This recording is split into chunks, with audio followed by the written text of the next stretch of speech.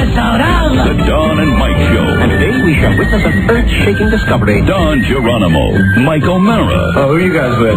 NBC, CBS? Radio God. You gave us jobs with security, show business. The Don and Mike Show. We've got a show today. Come on, guys, we're on the air. Have a good show. Produced by 106.7 WJFK, Washington Superstation. It's going to be a great show. All right, well, good luck. And distributed by Westwood One Entertainment. We should thank our lucky stars. They're still putting on a program of this caliber after so many years. Want to participate in a Don and Mike Show contest? How about this? You or a member of your household can only win once for 60 days. You must comply with any age limitations for each contest. Only contest rules. Send a self-addressed stamped envelope to the Mighty WJFK, P.O. Box 3649, Washington, D.C. 20007. Thank you, and God bless. Don and Mike, there'll be no mollycoddling. Stay tuned for your chance at $500 for...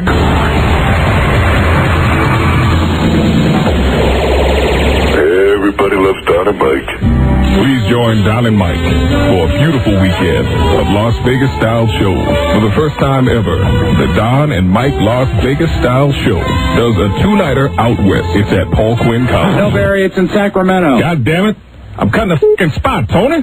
Let's try this here again. One more time. Friday, April 27th at the Sacramento Valley Amphitheater at 8 p.m. And on Saturday, the 28th, the very next night, they perform in Reno, of course, at the beautiful Silver Legacy Resort Casino City Center Pavilion. It will be one hell of a sexy time, and ladies are always welcome. Stay tuned to your local Don and Mike Love Network affiliate station to find out how to get your tickets now. Barry, that was great. This Tony, I don't need this bullshit. Last time on the Don and Mike Show. Tony from Good Morning America. Tony Perkins, you do the weather, and you say, back to you, Charlie. Charlie Gibson will always say, hey, thank you, Tony. Thank you, Tony. You go, that's it. Now to you, Diane. Zip. Diane and I get along very, very well. I don't know if it's just a stylistic thing or maybe she just wants to move straight ahead into the next thing. You tell the white devil to say hello to you. The Don and Mike Show. Now I have a message for all you good, moral, Christian people who are complaining that breasts and vaginas are obscene. Hey, don't complain to me. Complain to the manufacturer. Okay? And although Jesus told us not to judge, I know you're going to judge anyway, so judge sanely. Judge with your eyes open. What do you consider obscene? Is this obscene to you? You can call Don and Mike anytime, toll free at 1-877-365-3636. That's 1-877-365-3636. They're ready to believe you. Okay. Hi, Don and Mike. Hi. Okay. Hi, Don and Mike. Hi. Mr. Son of a Beach. Hey, this is Steve. Yeah, Richard. The Don and Mike. You got it? Got it. You're wrong, Mike. Hey, Don and Mike, why'd you don't know this fellow book? Everybody loves Don and Mike. It's the Don and Mike Show, and they'll say what they wish. Where else would you rather be than right here, right now? Ladies and gentlemen, my pleasure to introduce the Son of Lord God Almighty, the only Son of God, the only Son of Mary. Here is an only child. I've just been filling while they work out a technical problem. Here is Philip Hochberg. Oops. They didn't fix that problem yet. Ladies and gentlemen, please welcome Rob Spiewak. Take it away, Rob. There you go. You know, Phil called me this morning on my cell phone and asked if we could talk about his new motion picture. What's his new movie? It's called Runway Stud. Great. Good afternoon. But Rob, that's gay pornography. I wouldn't know what you mean. Yeah, Phil baby. just wanted us to talk about it. Good afternoon, Mr. and Mrs. 90-Minute Limo Ride and all the ships at sea. Hey, they don't associate with whoas. Whoas. It's Don Geronimo and Mike O'Mara. Unless they're nice whoas. Nice whoas. And hello, thank you for listening, everybody. Once again, broadcasting from Midtown Manhattan on a very nice day in New York from our New York affiliate, WNEW, Don and Mike show on Friday, April 20. Right. And special day for Rob Spiewak. Yes. Big birthday in the news today, and we'll get to that. And Rob's plans for the Adolf Hitler birthday party a little later in today's show. Yeah, you're going to be going to that special room again, Rob? Yeah. Yeah, all right. And today's show is frontwards. Yes, we're going to do it normally today. Yes, after yesterday's backwards show. So, Buzz, Yes? chill. I will. We'll talk to you in about 3 hours from now. Relax and enjoy the whole show, Buzz. It's going to be fantastic. Chill, for I you. will. With the news and the comments at the regular time. Hello, Don and Mike show. Hello. I'm just throwing a phone call in here. Speak to us. Really just checking out this equipment because this studio is funky today. Hinky. Hello, Don and Mike show. Yeah, this is Ann from Sacramento. Yeah, turn your radio down, honey. Wow, I didn't know I was actually already on. I couldn't hear the radio coming. Amazing, all the way from Sacramento to New York City. Oh, wow. And that's without wires, Mike. Isn't that amazing? It's like through the air. No cords, no wires. That is amazing. What can we do for you? Well, yesterday I called because I wanted to see if you could help me get a date to the Las Vegas Style Show at the Sac Valley Amphitheater. Okay, and you know what? And you're the first caller today, so either you're... I really did. I called at the beginning of the show today. Not the end, like yesterday. Did we told you to call at the beginning of the show, You right? did, and I did. And she really did. She's like the first caller. Now, well, then let's figure this out. If you can't get a date for a free show... Well, I can get a date, but I'd rather get one from you. So you're looking to get somebody new. Yeah. Yeah, no, Yeah, right. I have lots of people. Desperate, or ugly, Right? or horny, Right? or maybe all three. Yes. Are you, well, who's the celebrity you most resemble? I think, you guys make fun of her, but I think Kate Winslet or Drew Barrymore. Okay. Guys. They're both I'm pigs. cute, but I'm short. Right? How short are you? 5'3". 5'3". 5'3", and maybe ask the magic question, what do you tip the scale at? Like 140?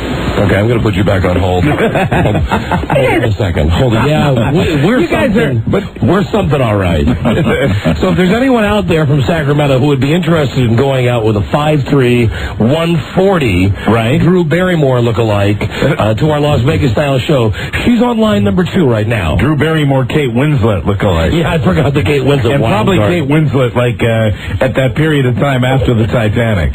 Yeah, that's big. Yeah. I mean, 5'3" or 140, that's big. Large. Hello, Don and Mike show. How you doing? Hi, we're doing great, thank you. I am caller 100.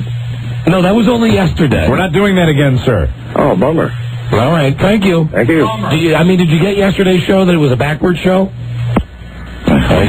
He wasn't having any. Just hung up. Let me make sure that our lovely is still online. Are you still there, honey? I'm still here and I'm still cute. You know, I'm going to offer a free seatbelt extension to the first guy who calls in to go on a date with you. Just in case he wants to take you on an airplane ride somewhere, like that guy had on the plane that I took up here a couple nights ago. Hello, Don and Mike show. Yeah, Don and Mike. Yeah. Yeah, it's Dr. Peter Trent, you homos. Listen to this. Wait a minute. Wait. Start again. What are you talking about? Well, that's what I heard some medical advice. I heard it was not quite up to par. I don't understand the reference to Dr. Peter Trent. I am Dr. Peter Trent. You're not a doctor. And? Yeah, ask me a question. Go ahead. You're not a medical doctor. You're not an MD. What do you ask me a doc? Yes, I am, as a matter of fact. What are you calling us about? I don't know. I was going to complain about something, but then I forgot. And they got a crappy cell phone, too. No, I've actually got a brand new one. No, you don't. It sounds like crap. It's in New York. What? Thank God. Dr. Peter Trent with his new bad cell phone. Hello, Don and Mike show. Hey, I'd like to go out with that oinker. That's the right attitude. Somebody's found a date. Wow. Do you really want to go out with her? Yeah, I'll go. Really? Yeah. Who is the celebrity you most resemble? Does it matter? Not really. Fat Joe Namath. Hey, a match made in heaven.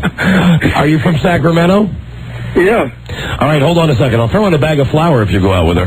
hold on. Fat Joe Namath. Hold on, let me conference these together. Just press conference, then line 2. Guided, I'm not actually and line fat. 3. What? Hey, hi, sweetie. Listen, we have a Fat Joe Namath for you. Yeah, well, I'm not actually fat. Right, neither am I. Nor me. And neither is Mike. I'm not either after midnight. And neither is Rob. You're not either after midnight. I like that philosophy. Well, listen, bakers can't be choosers. Right. This is the guy who called, who said that he would go out with you. As he so eloquently said, I'll go out with the oinker. Right, exactly. Yeah, I feel so loved. Excuse me? I said, well, I thought it'd be fun if I found a date through you guys, because you guys always do fun little, things, but I'm not actually desperate. You know, in his day, ma'am, Joe Namath was considered quite the ladies' man. Well, you know what? I think it'll be fun to go out with any Don and Mike listener, because I'm sure that you guys pull together quite a batch of, classy, sophisticated individuals. You know what, honey, you are reeking of desperate. I mean, you really, the smell of desperation is 3,078 miles away, and I can smell it. Well, the fat Joe Namath is yours if you'll have him. Sure. Sure. Fat Joe Namath, are you there? Sure, I'm here. All right, well, go ahead. I'll give you kids a moment to speak. And hey, listen, Oinker, what's your name? Ann. And Fat Joe Namath, what's your name? Chuck. Okay, Ann and Chuck, go ahead. Get to know each other. Go ahead. So what do you do?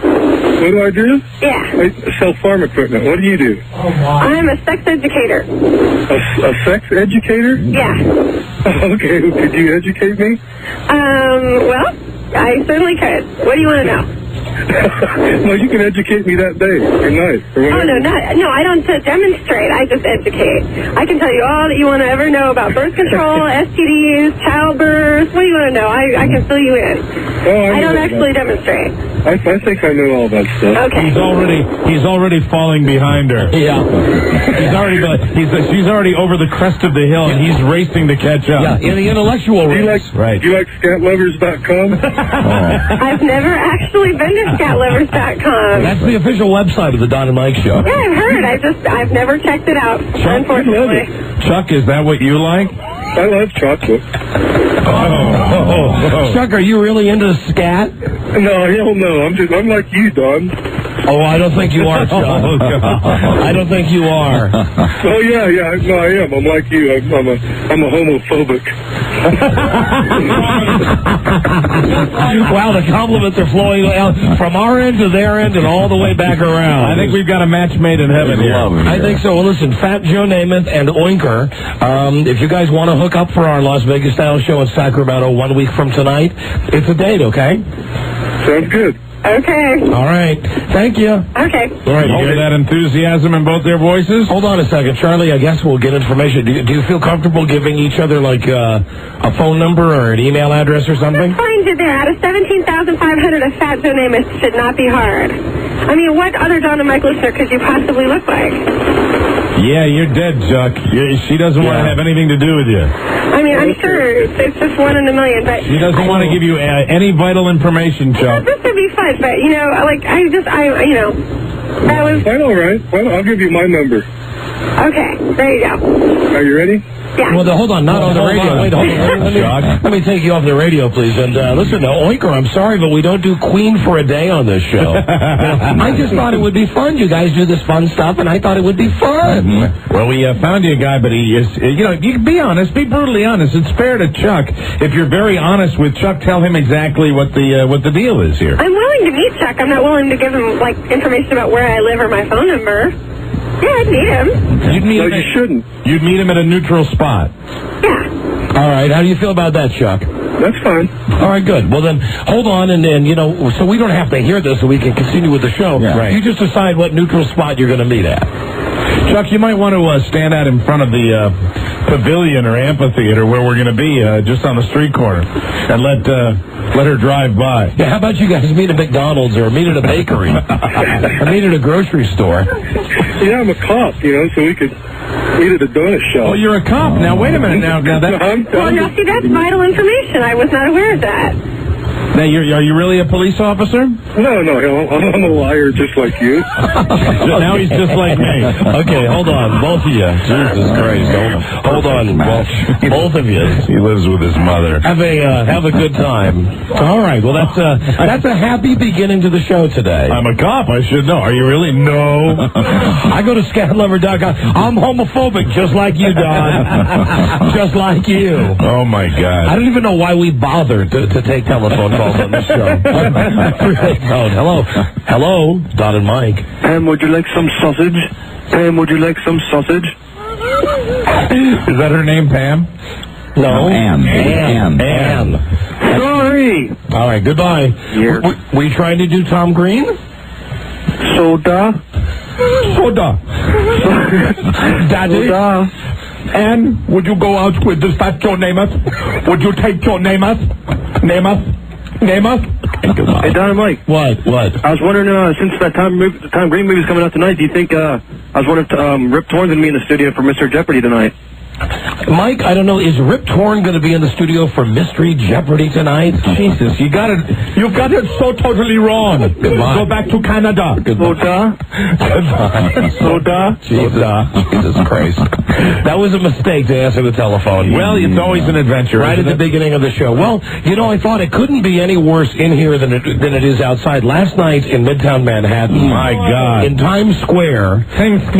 Large hunks of buildings were falling to the ground. The buildings last night in Manhattan were crumbling. True. I mean, I'm not asking you about this. Bricks were falling. 27 floors. So we get to our hotel. Oh, well, now, first off, let me tell you something. That I know that I sounded yesterday like Mr. Short Pants, little Lord effing Fauntleroy, right, bitching about my room. It's the Plaza. But last night when we got back to the Plaza Hotel, right, I brought Mike in and showed him my room. You took me to your room. Yeah. I was so excited. Mike shared my bed for a while. Now, come on, be honest and tell him about the room. I'll be honest with you. I have never heard anyone complain about a deluxe suite. F you, double F you, triple F you, quadruple F you. Let me tell you, tell him the truth. All right, here's what had happened. You on the air yesterday were talking about your room, and I wasn't sharing your attitude about the hotel, and I didn't realize until I was in the hotel so briefly when I got into New York yesterday. I basically threw my luggage in there and came right over to the studio, so I really didn't get a chance to look around and get a feel for the room. It was fine. That's the best word I would use. It was fine. So I went in, and then when we came back, you take me up to your room, and I don't understand how your room and my room could be in the same hotel. Thank you. Your room, to me, was not a hotel room. Your room... I said it yesterday, was a jail cell. Your room was some other room, I think, that they converted to a hotel room. Because, one of the things you expect... standard things in a hotel room, if you want to read, if you want to just have a certain amount of light, you expect to have a lamp by the bed. By the nightstand. You had only one little nightstand. I mean, most hotels, really good hotels, you had one on either side of the bed, and you had one, and it just had a phone sitting there, and you had hardly any room. I mean, we were bumping into each other in the room. It was a tiny, sparse room. I was going up to your room fully prepared to bust my balls. I know. You are a very spoiled man, and you should accept what you get. But the fact that these rooms were in the very same hotel was a mystery to me. Now, I saw your room first. Now, you got to remember, I got off the train, went to my room, came out to the studio. I didn't get a chance to really. So I'd seen your sparse room, and I didn't comparison shop. Now, when I got into my room with the entertainment center, the large writing desk with a computer terminal on it. Oh, my God. The two Asian vases with lamps on top, the beautiful ornamental lamps, and most importantly, the big overstuffed chair sitting on the other side of the room. I had none of that. I had 3 hard wooden chairs, a bed, and like a clown desk. Well, we're not. If we're staying at the Sleepy whatever, in Oshkosh, it's one thing. When you're staying at the Plaza, staying at a hotel like that, and I'm sure that they have different rooms for different price ranges and things like that. But I called you. I was 5 seconds, and I walked into my room after being in your room. And when I opened the door and I looked in my room, I started laughing because my room. You realize what a great room you had compared to mine. Yeah, over my bed was GB. Golden boy. Golden boy. I called you, and I couldn't get through to you. I didn't know what you were doing because I was going to call you. I said, come here. Because I wanted you to see the difference, but I guess during that time you finally got them to switch a room. Yes, I got them to switch rooms. And the only other time that I checked on it was today, when I saw you today. I'm feeling so much better about the fact that I if you crane your neck, you can kind of see the sunshine a little bit, and there's an overstuffed chair in the room. So I'm feeling good. I feel like, wow, I've got a real luxury room. So I mentioned this to Mike today. Well, my hotel room had a view of Fifth Avenue all the way up on Central Avenue on Central Park. You get a view of the park and of Fifth Avenue. Actually, I closed my eyes last night. The last thing I saw was looking up Fifth Avenue from the 10th floor with a very, very nice view. It was actually one of the most peaceful views, and I woke up to the... I have a view of the garbage swill that apparently is and back me up on this. It is like a garbage swill. There is no view. You're looking at walls and straight down to garbage. That's what you're looking at. In the middle of the Plaza Hotel. From the 5th floor. From the middle floor, you're looking at a wall. Apparently that's what they do. Instead of like having the garbage taken away, they must just go to a window and just throw it into this middle courtyard area. It's a sprawling, huge building. It's a huge hotel, and they've got all sorts of nooks and crannies, and they put you in the cranny. So anyway, you were in the cunny cranny. Got the room changed. Was feeling good about that. We get into this car. We're going to go to Little Italy last night for dinner. We were very excited about that because this is a place that you and Rob had gone to with Buzz, and I'd never been, and I was real jacked about it. So we get into the car, and now keep in mind, again, this is, let's be honest, it's 8 blocks away from the radio station. We could have walked, but the company gets us this car. So we're like big shots. We leave in the fancy hotel, and we get into this limousine, and we get ready for this 8-block ride that we really could have walked to pick up the other guys. And we should have. Yeah, because it took us a half an hour to get from our hotel to the hotel here by WNEW, and we were informed the reason that there was such gridlock was that the buildings in Times Square were actually falling apart last night. Correct. Our driver, Teddy, said with a bit of glee, the buildings are crumbling. Yeah. are falling apart. Seemed to enjoy that. Yeah, he did. And I'll tell you something. I talked to a cab driver today who told me that he's been driving in this city for 15 years, and he has never seen traffic like there was last night. Because what happens is... Well, they closed down Times Square. You close down Times Square. It's so central to the city, and you're screwing everybody. And every artery, every single alternate route is jammed with everybody trying to avoid Times Square. So the city was really paralyzed last night. So we get into this car. We finally come and we pick up the other guys, and we're going to go to this nice Italian restaurant. Well, Teddy, bless his heart, this guy who's driving us around, he says, okay, it's going to take us a little longer to get to Little Italy because we've got to go, some other route. We have to take a parallel route. Yeah, and we're the out-of-towners. We know our little section of Midtown, but outside of that, we're still learning the city, and, we didn't know where the hell we were going. And how many times around the one circle did we go? Columbus Circle. 3 times around Columbus Circle. I mean, but we started to get itchy because, as the hour is... Even out-of-town mooks like us can tell when we're going by the same thing 3 times in a row. Yeah, so we're still, after 40 minutes, we're still in Midtown, and I said to Teddy, are there any good restaurants around here? Now, come on. We're in New York City. There, every 5 blocks, there's a decent restaurant. And I apologize. I realize, I know we give you a hard time about verbal crutches, but last night, I must have said maybe 1,000 times, I'm not married to Little Italy. And I realized you were nice enough not to throw it back at me, but I said to you before we even met them, hey, I'm not married to that idea. I'm not married to that. We can go anywhere. I'm not married to that. I'm not married to Little Italy. I'll go anywhere. None of us were. We were getting to the point where we would have eaten anywhere, and so at this point, he says, have you ever eaten at Joey Paisano's? Now, we should have known right away, because that sounds like Beefsteak Charlie's or Red Lobster. Chuck E. Cheese. But it also sounded to me like he was suggesting that because maybe he was going to open the doors of the car and we were going to be there. So, no, we said, no, we'd love to go to this Joey Paisan restaurant. We'll skip Little Italy, go to this place, no problem at all.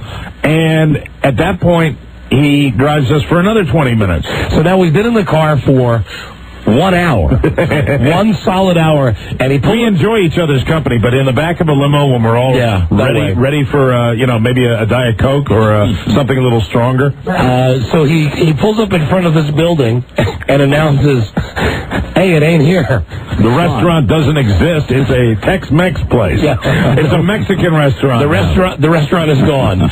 So at this point, we just have him take us back to where we started. And that's when we said, please let us out. And we got out, and we just started roaming the streets, and we actually found a very nice place. Wonderful. You know, if you got some some dollars in your wallet, you're not going to starve in New York City. There are a few restaurants in this town, and we just decided we'd hoof it and we'd wing it, and the first place that looked good, we'd duck into. We stopped and we found a place, and it was fine. The food at Hooters is always good. You know, that was Mike's first choice because there's a Hooters. No, that was that man's first choice. Hills, yeah. That was Charles. Because there's a Hooters right in the bowels of this WNEW building. Well, I didn't want to go to Hooters. Charlie Broyhill would be happy at Hooters every time he would eat his buffalo chicken finger things that he has there.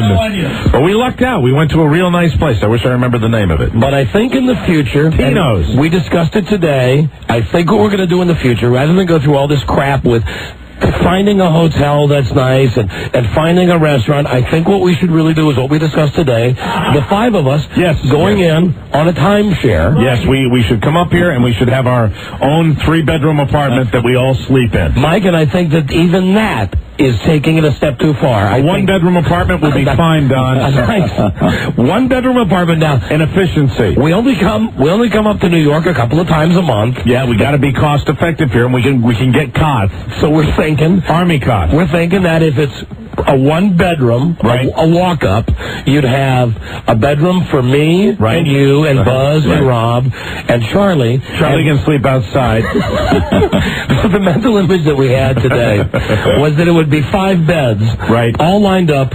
Right next to each other. Right, yeah, little army cots. 5 twin beds. Right. 5 nightstands.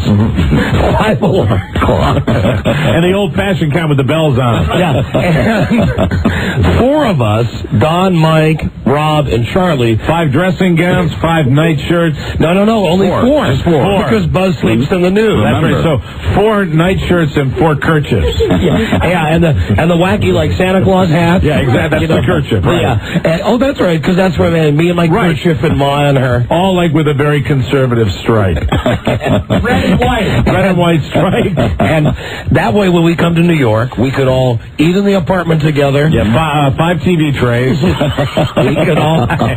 we can all sleep. A 13-inch black and white television. Sleep side by side. With rabbit ears. And think of the show we'd be able to get, because while the 4 of us, the married guys, are laying in the beds with the covers pulled up to our eyes, we could watch as Charlie has violent animal-like sex with whatever New York piece of garbage he's picked up to spend the night with him that night. Then there'd be no shower or tub, but there would be a sink.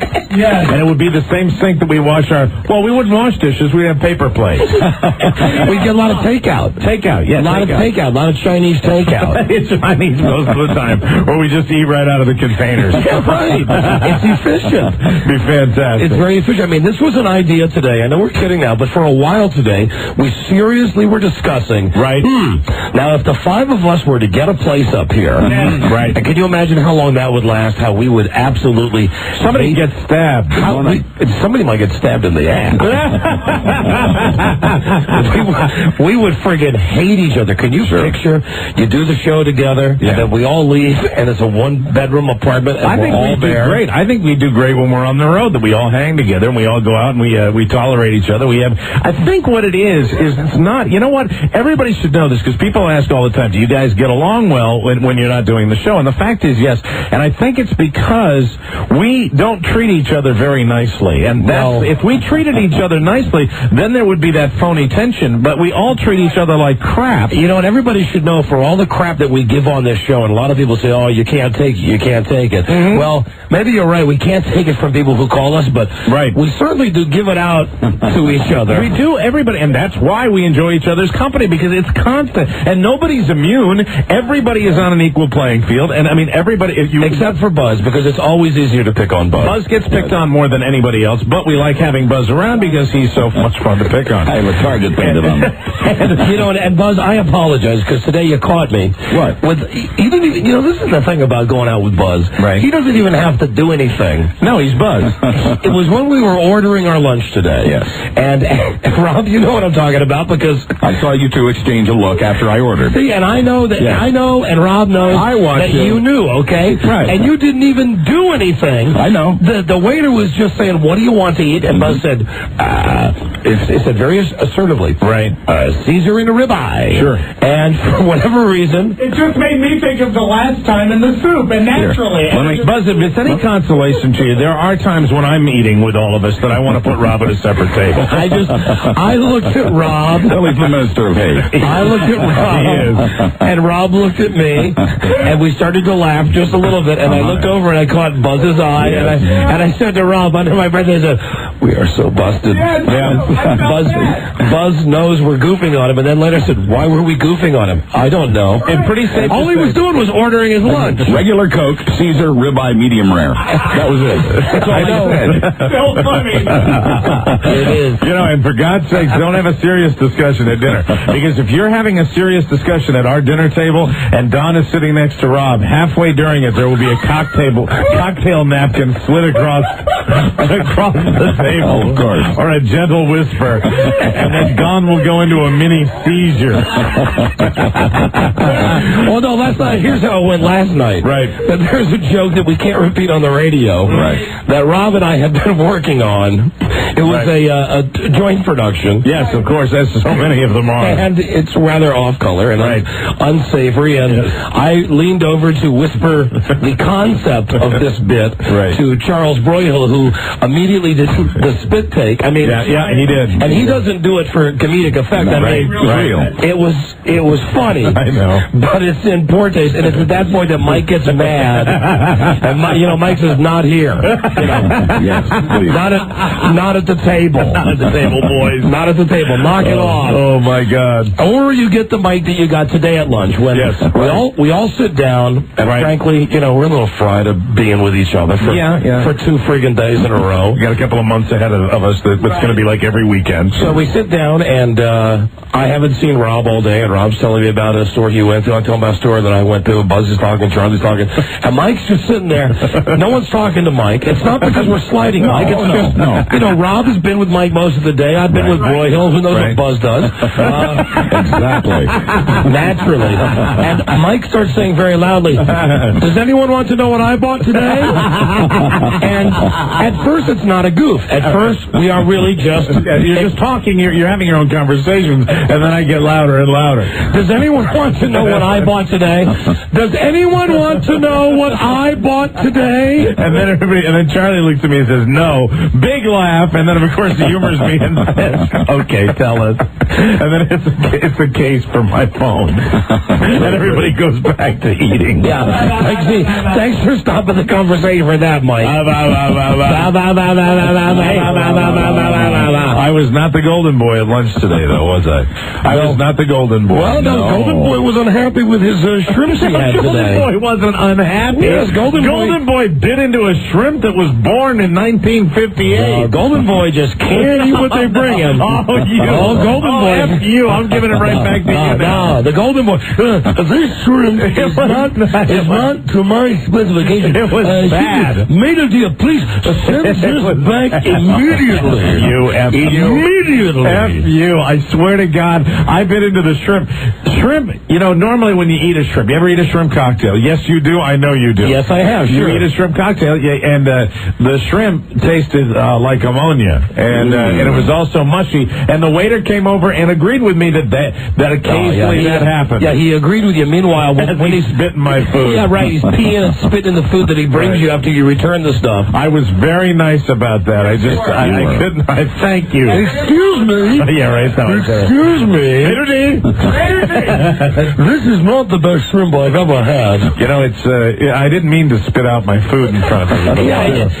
What am I going to do? You did that to Golden Boy. You want me to swallow that shrimp? The shrimp was the consistency of mayonnaise. Okay? The shrimp had no texture at all. So I bit into it, and one was bad, so I put the one aside. So maybe it's just one in the bunch. I bite into the other one. The other one didn't have any texture and was tasted tasted like ammonia. So I had no choice but to regurgitate it. Which he did. And I put it down in front of us. What am I supposed to do? Well, you do it into your napkin. I got no place to go. Well, you do it into your napkin or something. You do it discreet. You don't just spit it out into your hand. I needed to get it out of my mouth. And then he puts it right on the plate. Yes, it was very pretty. Where do you want me to put it? On my shirt? No, on the floor. On the floor. Emily Post says the floor. The floor? The floor. Yes, put it on the floor. Emily Post. You did your news thing, and you were credible there. I frightened you. You did. Emily Post said nothing of the kind. Put it on the floor. Put it a big gob on the floor. Waiter, would you scrape that up with maitre d'? Scrape that up with your fingers. Well, did you see what they do anyway when you go to these restaurants? Yes. They come by, if you got crap in front of you, and I won't even mention all the crumbs you had in front of you that you then threw on Charles Broyhill today. See, we don't kid each other nice. When they come over to clean the table, there's like crumbs and spooge and stuff. Right. All they do is they take this thing that looks like a straight razor, and they just push it all off on the floor. Sure, absolutely. It reminds me of being in, Jesus, what was that restaurant that they used to have a long time ago, like 20 years ago, where you go in, you could have beer and you eat peanuts and you could put the peanut shells at the ground round? Yeah, well, they have a place called Logan's that does that now, where you can eat peanuts and throw them on the floor. Right. Yes. It's very cool. My kids love it. It's the exact same concept at this fancy restaurant we were at today, where this is how they clean up. They just come over, the guy comes over with a little squeegee thing, he goes, la la la, and like, no one's looking, and he just throws it all on the floor. Surprised me. Throws it on the floor. Oh, it's always an adventure. What time's our trains leave? What time's our trains leave? Sorry, yeah, we got to get our own place up here. We do a giant apartment. Oh, with and we forgot. We got to have a fire pole. That's right. Yes, a fire pole. And when we get in our night clothes, we come down to the lobby of the building, and we're fully dressed. And the fire pole has to be like a Batman. Right. When he would pull up William Shakespeare's head and turn the knob. Sure. And the bookcase would open, and Bruce Wayne and his youthful ward Dick Grayson, they would slide down the bat poles. Right. And they come out the other end, they'd have the Batman and Robin suits on. It'll be fantastic in the first episode of The Gay Stooges.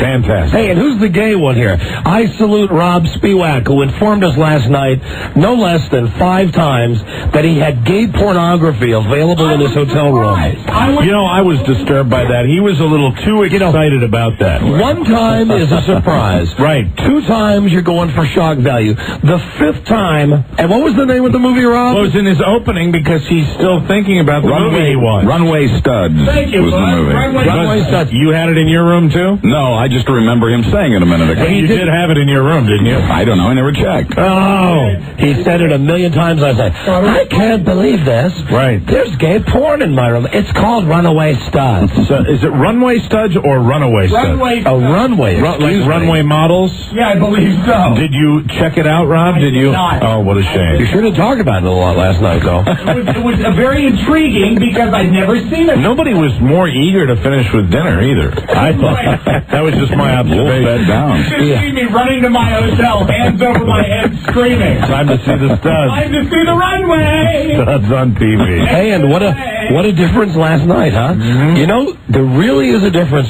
between going out to dinner and having a drink. Yes. And going out to dinner and having like 100 drinks. Moderation, I'll be honest. It's something that I really don't do very often. It's a foreign concept to everyone in this room. And moderation works. Moderation gives you a whole day, to enjoy. And it was real special. I mean, really being awake and right after the sun came up was this new. This is a beautiful city, really, when you see it during the day. My comment to Mike was, I said to him, I think this is the first time on a Friday morning I got up in New York and my head's not pounding, and I don't have to ask where we ended up last night and what we did last night. And that's that's also the being together enough where the first few times when we go a long period of time when we're not on the road anywhere, we're kind of like it's a boys' night out is what it really is. And now that we've done it a couple of times, we were like, okay, dinner's over. Yeah, enough. I'll see you all later. Yes, goodbye. Jesus. Goodbye.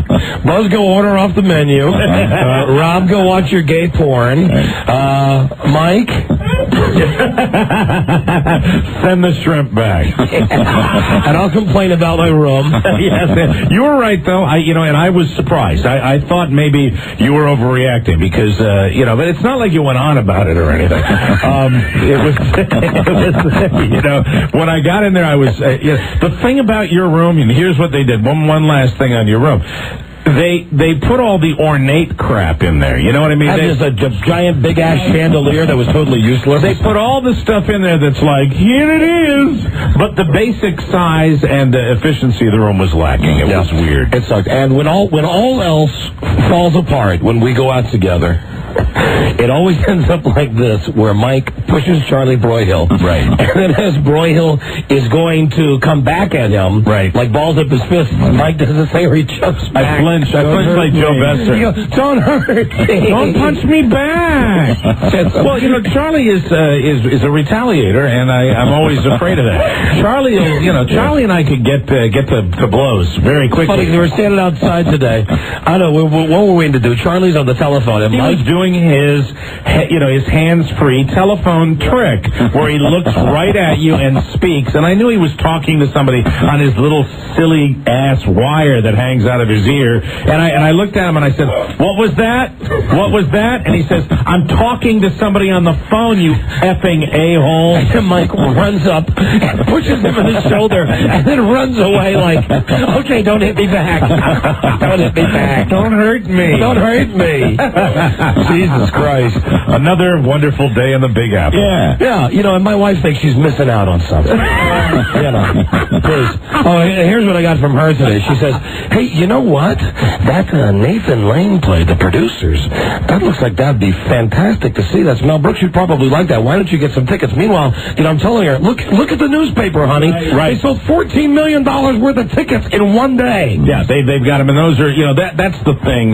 We ain't getting tickets for The Producers. Apparently, that is, I guess it's not anything new, but it's the ticket brokers that do that. They buy up all the tickets to these hit shows and sell them, and that's how it works in this city. It's very difficult to get tickets. I was trying to have that conversation with Teddy, and Teddy said, "Go down to Times Square and stand in line and wait until a piece of a building falls." Being as it is, I just mentioned The Producers. This is from the soundtrack of The Producers. Smash, The Producers with Nathan Lane, Matthew Broderick. Vehicular manslaughter.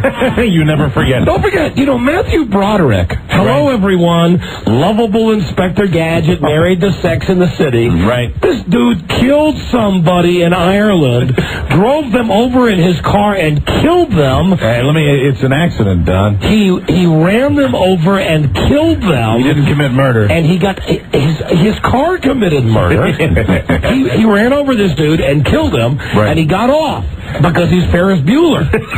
Oh, God. Because the Ireland people said, "Hey, you're the kid who sings Dunkashane while you're in the floats." Well, he's in a hit play. Everybody loves it. No surprise there. Rave reviews all over New York City for this show. I mean, really, really rave reviews. And from that soundtrack, we now present part one of a continuing salute today. To Broadway? No. Broadway. No, of course not. Rob Spiewak's tribute to Adolf Hitler's birthday. Oh. It's coming! It's coming! It's coming! It's coming!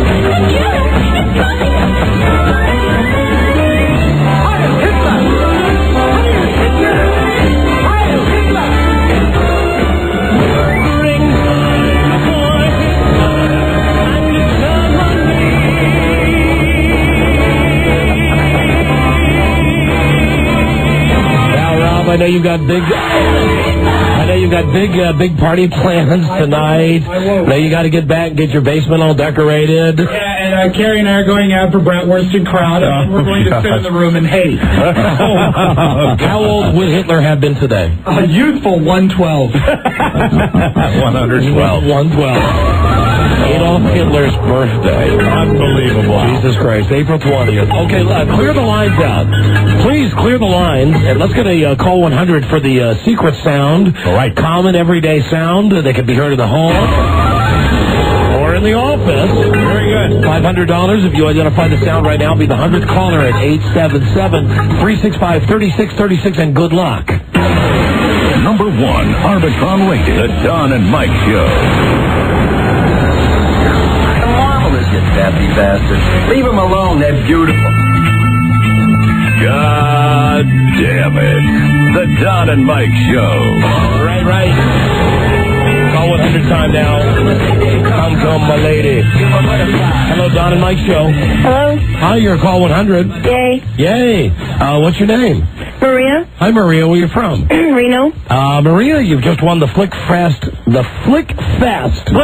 prize pack. Flick Fest. That means you've won the free pay-per-view of Nurse Betty. Oh. Now playing on pay-per-view, and enjoy that from Cox Communications. Can do that? Are you ready to play for $500? Secret sound number 3.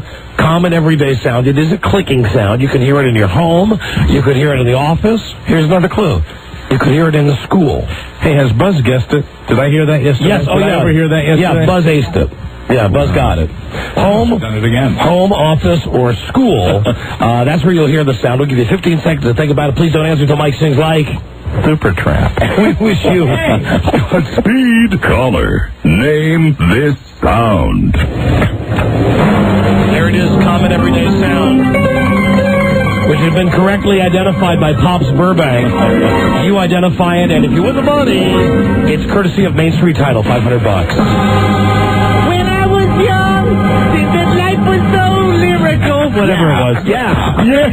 There you go. That's the Friday effort. Yeah, there you go. Whatever it was. You know what I did? I was going to do Gun Super Gun, and then I realized that's not Super Tramp. Chilliwack. Chilliwack, and I should have said Chilliwack, so I had to change it at the last second, and then I forgot the lyric. I am very, very sorry. That's okay. I really did try. Listen, what's the sound for $500?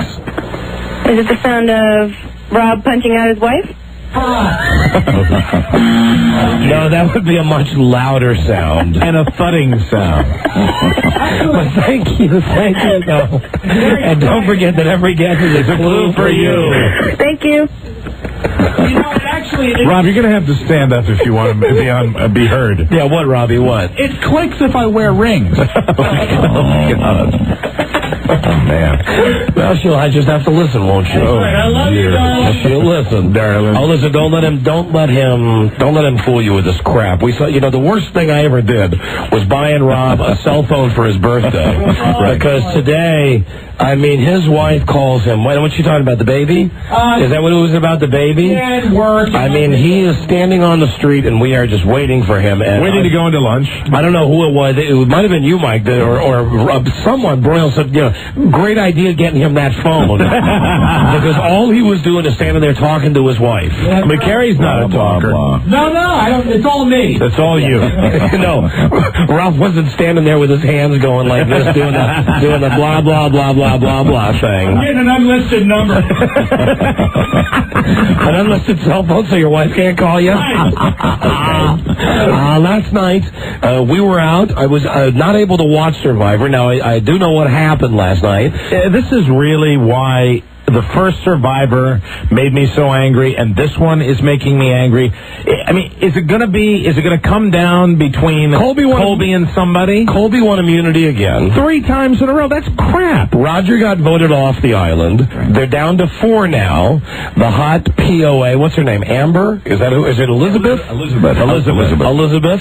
Tina, who's the old bag, but I think that Tina has big teeth. I think they're fake. And, no, I don't think so. Yeah, I think they're fake. I don't think so. I think she's too thin to have them that big. I don't think so. I think she'd lose size in them with all the lack of food. Because you know what? You know who else has big teeth? And she talks about it on her show here at WNEW's, Leslie Gold. And I don't think that they're fake. And she's skinny like Tina is. I haven't noticed her breasts. How could you not notice her breasts? Because she says hi to me and, walks by at 150 miles an hour and then engages you in 8 hours of conversation. And I was asked, you know what? I didn't even tell you this the last time when you were having one of your discussions, and I came in here just being friendly, and you said, let's go in the other room and talk. And I felt like the biggest eunuch, as I was sitting there. But meanwhile, it's okay. Rob was in here for 10 minutes of the conversation. I don't think he was. Yeah, you were. And then you came. I remember it, Rob. I remember with great detail because it hurt. It hurt bad. And I think that it wasn't a slight towards you. I think it was the fact that it was, talk about... you didn't suggest it. Station politics and stuff. You didn't suggest it. Now that I remember, because I was trying to... It's not your fault. I came in here, and you were having a conversation, and she was standing where I'm standing. Yeah. And I came over here, because I am like the other guy on our show, and I came walking in, thinking like, hey, we'll have a big conversation. And she's talking to you standing right here. I come to her left, and I put my hands down like this, I didn't say anything, but and as soon as I did that, she's like, can we go to another room? Well, do you remember when that happened? And I'm like, okay. It was the last time we were up here at NEW. And I'm like, all right, goodbye. So I really haven't had a chance to really see her breasts. I haven't gotten a good look. Don't get me wrong, I've not seen them. So she talks about them on her show? Yeah. Well, today was National Cleavage Day, and she dressed for it. She wore a low-cut knit top today. Very hot top on. Is she around? Nice. Yeah, she came in to say hello to me before the show. Yeah, I know she did. She said hi to me, and I got the reassuring pat on the shoulder. So I didn't just get up. What, Broyle just came in and grabbed the microphone from mine. Do you want me to go find her for you? Yeah. Okay. Already got his revenge. Is she still here? I don't know. He got his revenge for the crumbs. I think she was leaving. Actually, I think, when she came in to say hello. I wouldn't know. No, you wouldn't. I did get a hello. I get a, hi, how you doing? But anyway. That's what I get from everybody around.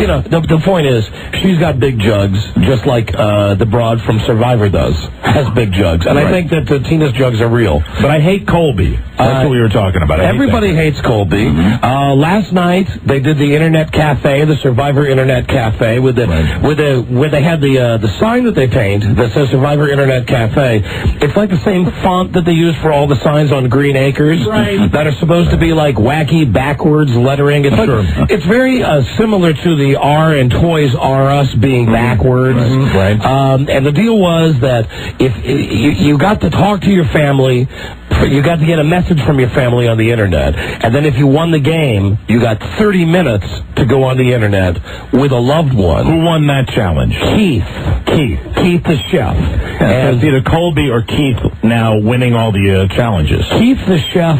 Well, I don't know. I didn't see the show, so I don't know. I'm just going on, stuff that I had heard and seen. I would like to see Elizabeth win. If anybody's going to win now, I'd like to see Elizabeth win. I do know that at one point, Keith was on the Internet with his girlfriend, and this is a smart thing that they did on Survivor, where they show you, because that guy Keith, the chef, he's a prick, and nobody likes him. Yeah, he is kind of a ween. But it kind of softens him out when you get to see the girl that he's involved with. Right. And you see that she's a nice person. You think, well, maybe the guy's not such a prick. Anyway, they call each other peas and carrots. That's their love nicknames for each other, and he proposed to her last night. Oh, really? Yes, and she said just on the Internet during their show.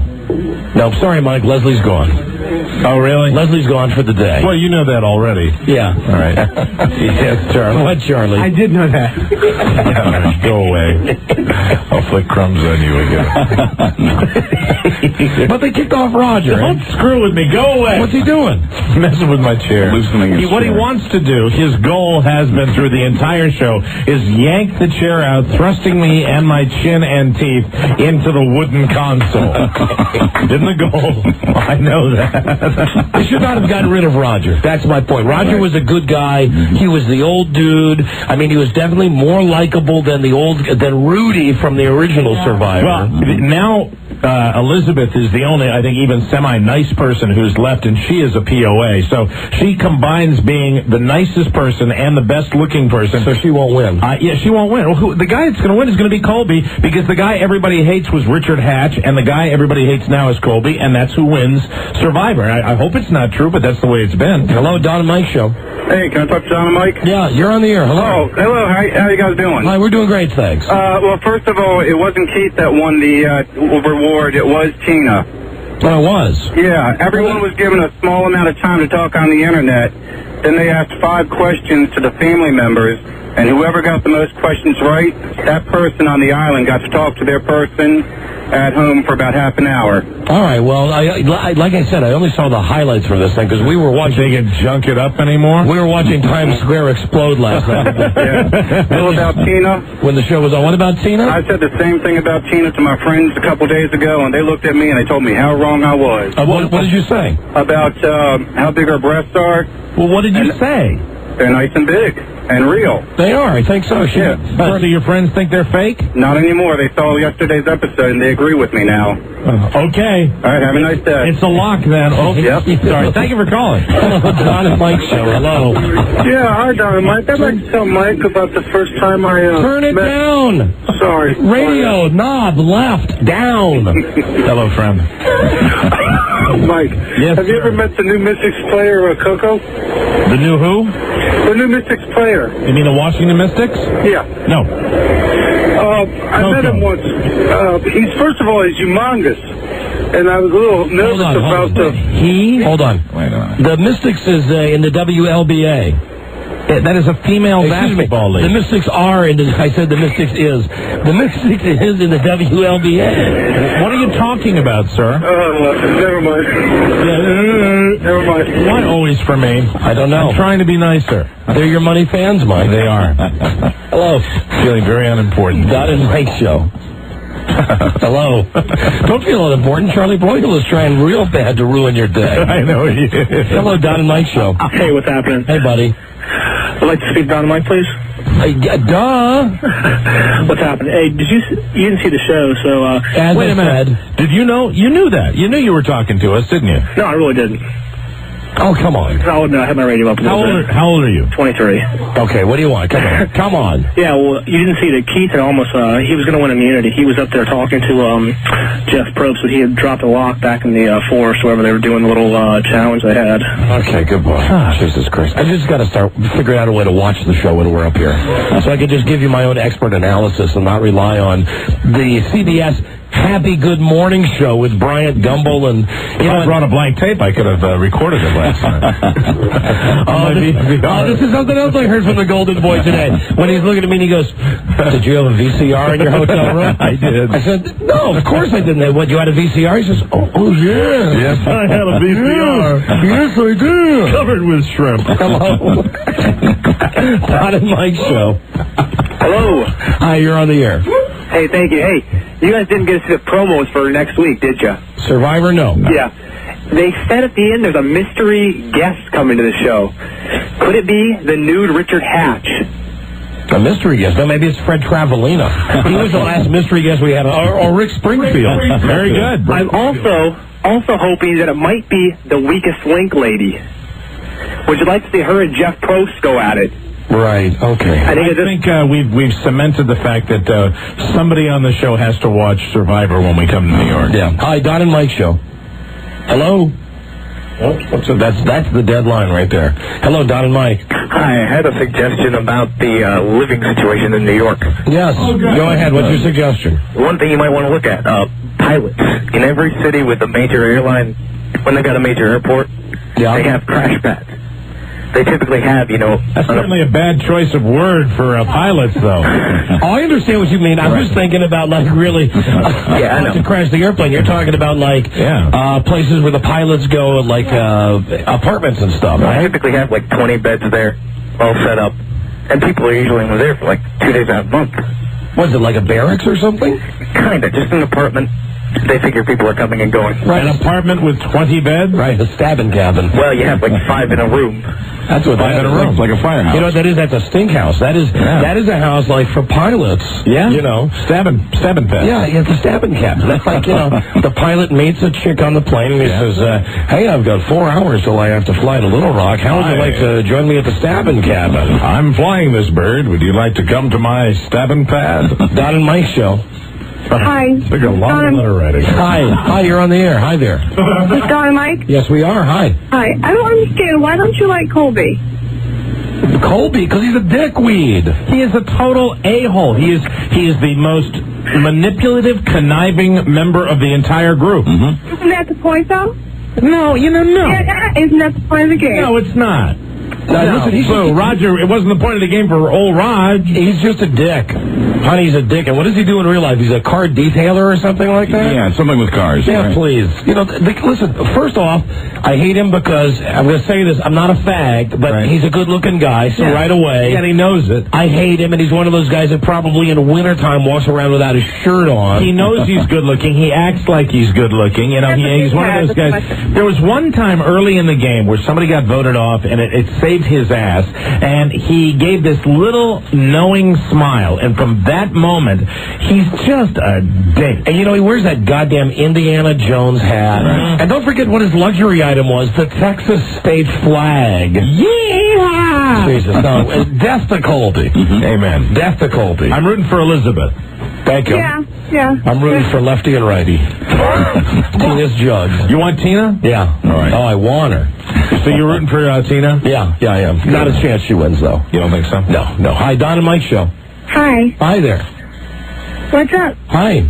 Track lighting. Bad track lighting and apparently a duct system that hasn't been cleaned since Scott Muni was a disc jockey. And some very loose bricks in Times Square. What can we do for you? Do you like Howard Stern? No. You don't? No. Why not? Let me ask you something. Do you like anal sex? This is all not going on the air. Oh, no, I think this is going on the air. Well, it's not supposed to. Well, you mean his name? Honey, hello? Yeah? Yeah. All right, so is the question answered? I answered yours, and you never answered mine. I said, yes, I do. Okay, well, no, I don't, and yes, you do. Enjoy your weekend. Thanks. Okay. All right. Bye-bye. Hello. Don and Mike Show. Hey, guys. Hi there. Hi. Hey, I heard a rumor that Colby does get voted off, Here we go. Like the second to the last. Right. Okay, great. Thank you. Bye-bye. Yeah, good rumor. You said it well with such enthusiasm, right. I thought it was a lovely story. That's the tape I was thinking of, Mike. It's a lovely story. You tell it so well. With such enthusiasm. Hello, Don and Mike Show. Hi, Dynamite. Yes, hi. This is Tracy. I'm a flight attendant. I just wanted to clarify a couple things for you guys. You go ahead, baby. Yes, how you doing? You're a waitress. Nice to see you. Yeah, a sky waitress, I guess you could call it. Hey, you're a waitress, honey. Don's had some bad experiences with the airlines recently. That's why I'm calling. I got a couple. I have a little bit of advice for you guys. Yes. Now, a while ago, I know you said you took a flight and you had stinky people next to you. The next time you're on the flight, ask for a coffee bag. And if you ever see a coffee bag underneath of someone, stay away from them. A coffee bag? So you actually, you put a real bag of coffee so the coffee odor will take care of their body odor? You do a drop-by, yep. You walk by them and you toss it under them and it's taken care of for the rest of the flight. So you've actually had people that were so stinky that you actually, leaned over like you dropped a paper and threw a coffee bag underneath the seat? Many times, That is so cool. What a great insight that is. Let me ask you a serious question, okay? Okay. And please don't be offended. Try not to. How do you keep your self-esteem knowing that it is simply the fact that you're serving flapjacks on an airplane that makes you any different from the girl who's serving flapjacks at Denny's? Well, it is kind of hard when you're working, but the lifestyle's nothing like it. I mean, I get to go everywhere. My family goes everywhere for free in the world. I mean, we can go wherever we want, and we have more days off than I can. I have 20 days off a month, and I mean, how can I? 20 days off a month? Yeah. Wow. And 3 weeks vacation. So you really can't. Well, your sister-in-law is a flight attendant, right, Rob? Yeah. Actually, I think that time off it's mandated, isn't it? You're only allowed to work 10 days a month. Are you kidding? No. You have to have 10 days off a month. Denny's waitresses don't get that. Yeah, I guess not. They make crazy money, too. It's like you get paid for your birthday, right? Well, we don't. Not with our airline, no. There are certain airlines that pay you on your birthday, and you get what I hear. Bonuses, like crazy bonuses to work holidays. But you are a waitress. You're just a waitress in an airplane. Yeah, once you can overcome that stipulation, you're all right with it. Yeah. Well, you know what? I'll give you credit. Thank you. What about these crash pads? Crash pad, yes. I've had a crash pad, but I'm senior enough that I don't need one. A crash pad is only like you guys have in New York, a hotel.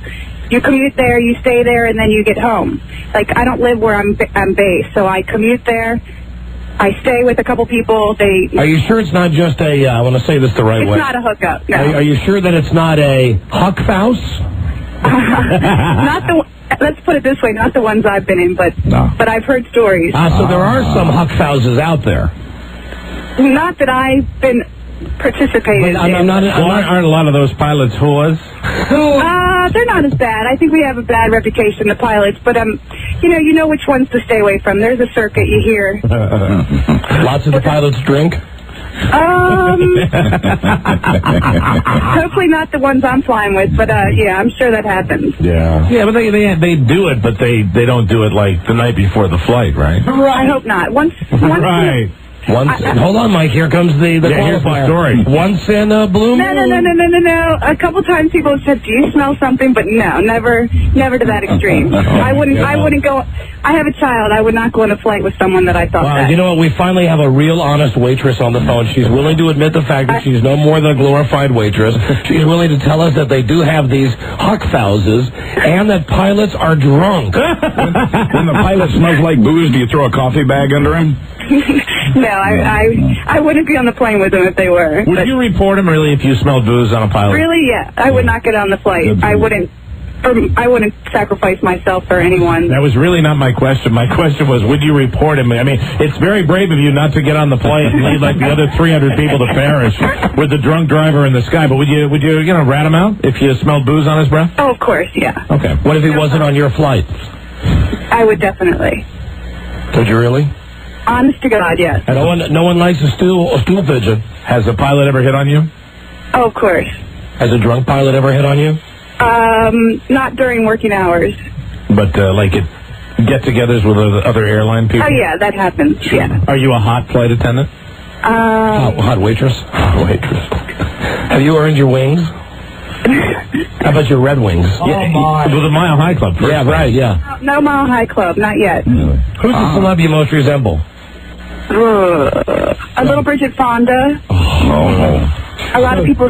You know, and generally the waitresses on the airplanes, they get they're very hot, or they look like they're prison matrons. You got to get a younger one. You fly on the wrong airlines. What airline? Can you give us the airline, please? No, well... What does it start with? You know, it's not going to hurt you. You're anonymous. We don't know your name. With the Steve, but I don't fly out of here. But I'll tell you, me and my girlfriend, we get lots of comments, and she's about 10 times prettier than me. See you in Toledo Airlines. So you fly for Continental?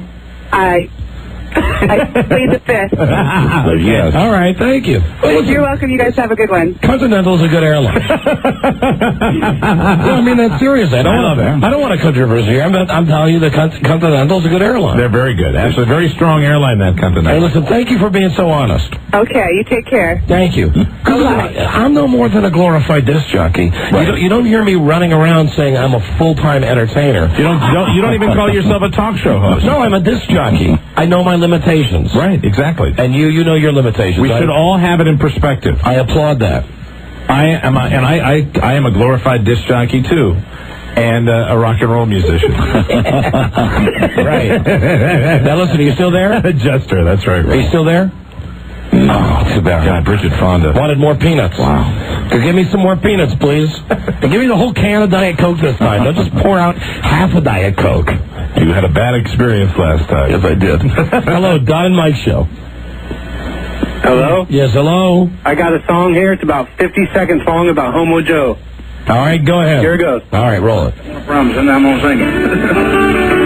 He's a gay factory worker from the south. He'll take what you pee out of and put it in his mouth. He works on at the choir, gets off to the bar where he meets his boyfriend Dale. They love the songs, love to dance. Hey, sometimes without wearing pants. Oh, come on, boys, let's take a chance. We'll all change our names to Lance. Everybody. He's a gay factory worker from the south. The only funny part of that was that he put it in his mouth. Put it in his mouth. That got a laugh. Yes, it did. What does that say about us? I know. Oh, you know what I forgot? Hold on. I want to play you the message. Frida tells me we have a message on the machine at home from George McFly. Better, hopefully? That it's nothing major. That it's just a message that says, please contact me. Okay. Or I'm still trying to contact you. Hold on. Give me a second. So it's not as desperate as the last one. I don't know. I've not heard it. Okay. Does he have a phone now? Don't know, Rob. We'll find this out together. I'm sorry. Might be a the number you have reached, area code. Hold on. He didn't have a phone. He didn't have a home the last time we heard from him. Let's see what happens. Living in his car. Well, George also might not literally be living. He said that. I remember hearing that in a message, but he might not literally be living in his car. Disc jockey update now on George McFly. Oh, the thing's you have to do 4 rings. So bear with me. And then you hear Frida's charming message. Very good. Hi, we're not here. Hello. Sorry we missed your call. Leave a message at the beach. Thanks. All right, here we go. Now we're going to get the message. You have line 2. Sounds like Peter Graves. Hello. First message. 2 messages. Thursday, 2:38 p.m. Line 2. Hi guys, it's George McFly calling again. Trying to contact Doc. I don't have a number I can leave you. I'm borrowing a acquaintance's cell phone right now, so I'll try again when I'm on the road. And that's about it. All right, thanks. Hope everybody's doing well. Talk to you soon. It's weird. Jesus. Friday, 4:05 p.m. Well, let's hear the other message. 2. Oh, no, that's just me calling in. End of messages. Okay. Well, that was very clandestine. Hi, dog. This is Dennis. that was the one you erased. That was not much from George McFly. That's not good, though. I mean, he doesn't have a place, obviously. He's on the road. But he's borrowing an acquaintance's cell phone. So he's got a friend, which is good. Who knows where he's going? I will keep you updated on the saga of this jockey friend, George McFly. Good. You might want to call you at home other than 2:38 if he's going to reach you. Yeah, because the show starts at 3. Really? Hey, Charlie, should I break down for Marv Albert? Yes. Okay, let's do Marv Albert. Yes. Well, no, why did you shrug your shoulders? I mean, what's the point of having a schedule? He shrugged his shoulders because he's a handful. He is. I just looked over. I mean, we have a time set for Marv Albert today. I look over the glass in the producer room. I say, should I break today now for Marv Albert? He just I don't care. Do whatever you want. Oh, you can't find him. Oh, all right. Well, then never mind. I can't find him. F him. Okay. Find him. What's that thing you say about girls? The 4 Fs. Find them, feel them, F them, forget them. There you go. Hello, Don and Mike. Yes. Hello. Don and Mike. Yeah. Hey, that guy that just played that song he said was about Homo Cho, the guy's name that sings it is Rodney Carrington. He's a comedian from the South. He is real funny, man. You guys need to get him on your show. Right, yeah, that's going to be our goal all weekend. Oh, come on now. No, really, that's going to be the goal all weekend. You were going to get all the Southern comedians on, right? Yeah. Well, hillbillies missing teeth, drinking beer. It's fun stuff. No, we're going to get him on right after we watch the XFL championship game this weekend. The only Carrington we're going to get on this show is Blake. That's the number one goal, to watch the XFL championship game this weekend. Hey, man. And then we're going to get this comedian. Can I ask you a question about another DJ, so to speak, with a morning show? No, we're not allowed to talk about that. They'll delete it out. They delete that out. We're not allowed to talk about that. If I don't say his name, you guys We're know what I'm still talking not about. allowed to talk about All right, it. what about him? Okay, I just want to know your opinion. He's national radio show. Here's my opinion. Based out of Chicago. I swear to God, this is my opinion about whoever you're talking about. Let's hear it. Just listen. Whoa. That's an earful. Oh, man. USDA Prime. There you go. Take that, my friend. That's an earful. There you go. Thank you. Thank you. Bye-bye. That commentary on another disc jockey from my ass was brought to you by www.egars.com. And there's several rules, The hottest cigar site on the planet. I mean, there's several. We just basically don't enjoy talking about other disc jockeys. I mean, we like it when we bring it up. Yeah, when we bring it up, but we like it on our own terms. And I don't mind hearing if someone wants to get in a war with us, if there's some disc jockey talking about us. But generally, if you just want to call and go, hey, I'd like to know what you think about, the nose picker in Chicago. The bottom line is, we don't. Yeah, or I'd like to know what you think about the Breakfast Flake show in Kalamazoo, Michigan. We really don't spend a lot of time thinking about others. No, we do not. We're that self-absorbed. Hey, is this Marv Albert on the inside line, Charlie, on line 5? Really? Well, that's like a hotline, right? Line number 5? Yes, that's a private line. Well, we just picked that up. Did you pick it up, Charlie? Yeah, okay, all right. Keep me on the dark. I'm only doing the show. Hello, Don and Mike Show. I'd like to speak to Don and Mike. Yeah, hi, you're on the air. Yeah, hey, what's up with KHDK not giving the tickets away? Pardon me? The tickets? Okay, what do you mean? I don't follow. I don't follow. You're calling from Sacramento. Hello? I think he hung up. He just hung up. He was ill-prepared. Hey, Don? Yeah, Mike. What's the deal? Hello, Don and Mike Show. Hey, Rob. Hey. Hi. How you doing? I'm all right. What's going on? Not much. All right, well, we're real busy. What can we do for you? I just want to talk to them big guys out there. About what, sir? Just about my day. No. No? No, the answer is no. I got a big fart I wanted to give him. You got one you want to do on the air? Yeah. Okay, hold on. All right, thank you. All right. Don? Hey, Don. Hold on a second, sir. All right. Don? Yeah, yes, Rob. Yeah, right, I'll read that. No, Don, there's a guy that wants to fart on the air. No, I don't want to talk to him. Yeah, he doesn't want to talk to you, sir. That's not too bad. I got a nice juicy one for Mike, then. Hold on. Hold on, let me get Mike. Hey, Mike? Yeah? Come here, I got a phone call for you. All right. Hey, Rob, give the phone to Mike. Hello? Hey, this is Mike. nice one, boy. I can't hold it much longer. Oh. I know. Jesus Christ. Now hang up. No! That was me! Don? Yes. There you go. That was brilliant.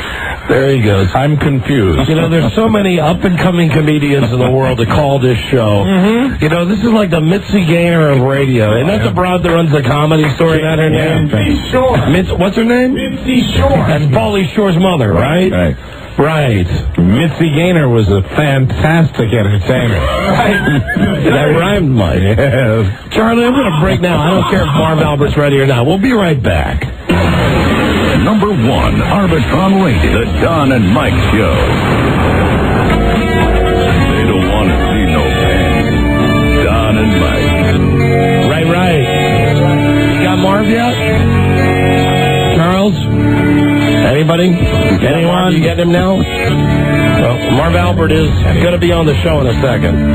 Hello, Don and Mike Show. We'll take a call first. Hello, Don and Mike. Don? Yes.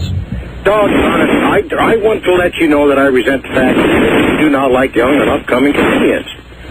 What? Well, your comment on that last caller about up-and-coming comedians. All right, this is not a place for them to hone and refine their craft. And it might be a good idea to buy a real nice cell phone. Hello, Don and Mike Show. Hey, Don, you know what's happened to your calls lately? It's 4:20, and we just passed 4:20. Oh, right, that's pot day. Right. You know all the guys, all the gang code guys who call and say 420? Oh, yeah. Right, that's what it is. Today's the holiday. Right, 420. Now, Rob, not only is it Hitler's birthday, but it's also the pot day. Boy, this is my favorite day on every front. Why did I even get out of bed today? And you're right, it just turned, as we're doing the show live on the East Coast, it's just after 4:20 p.m. on 420. We need a war. There, that's what I'm going to say. That's like what my father used to say. I'm going to quote him right now. We need a war. Why do we need a war? We need a war. Why? Thin out the population. Come on, get out of here. We need a war. Well, to quote Jeremy Coleman, I bet they're using a lot of pot papers. Pot papers today. Pot papers. Hello, Don and Mike Show. Hey, what's happening, fellas? Hey, buddy. Hey, you know what? When you guys get your pad out in there in the Big Apple, make sure you put webcams in every room so we can keep an eye on you. No, Just one room. Yeah, it'll just be just one large bedroom with One large with a sink. Oh, maybe one in each corner then, so we can get it from every angle. Especially butt. I want to see that butt crack. Oh, jeez. All right, goodbye, homo. All right. Yeah, it's 420, and it's Hitler's birthday. Hey, Mom, let's get baked, and then let's hate. Bake and hate kind of rhyme, right? Bake and hate. Bake and hate. That's Rob Spiewak's new restaurant, his new bakery. The Bake and Hate. Hi, everybody, I'm Bake. And I'm Hate. We're the Bake and Hate Show. Bake and Hate. Hello, Don and Mike. Hi, I got Big Dynamite. Yes, you're talking with us. Hello. Hey, how you doing?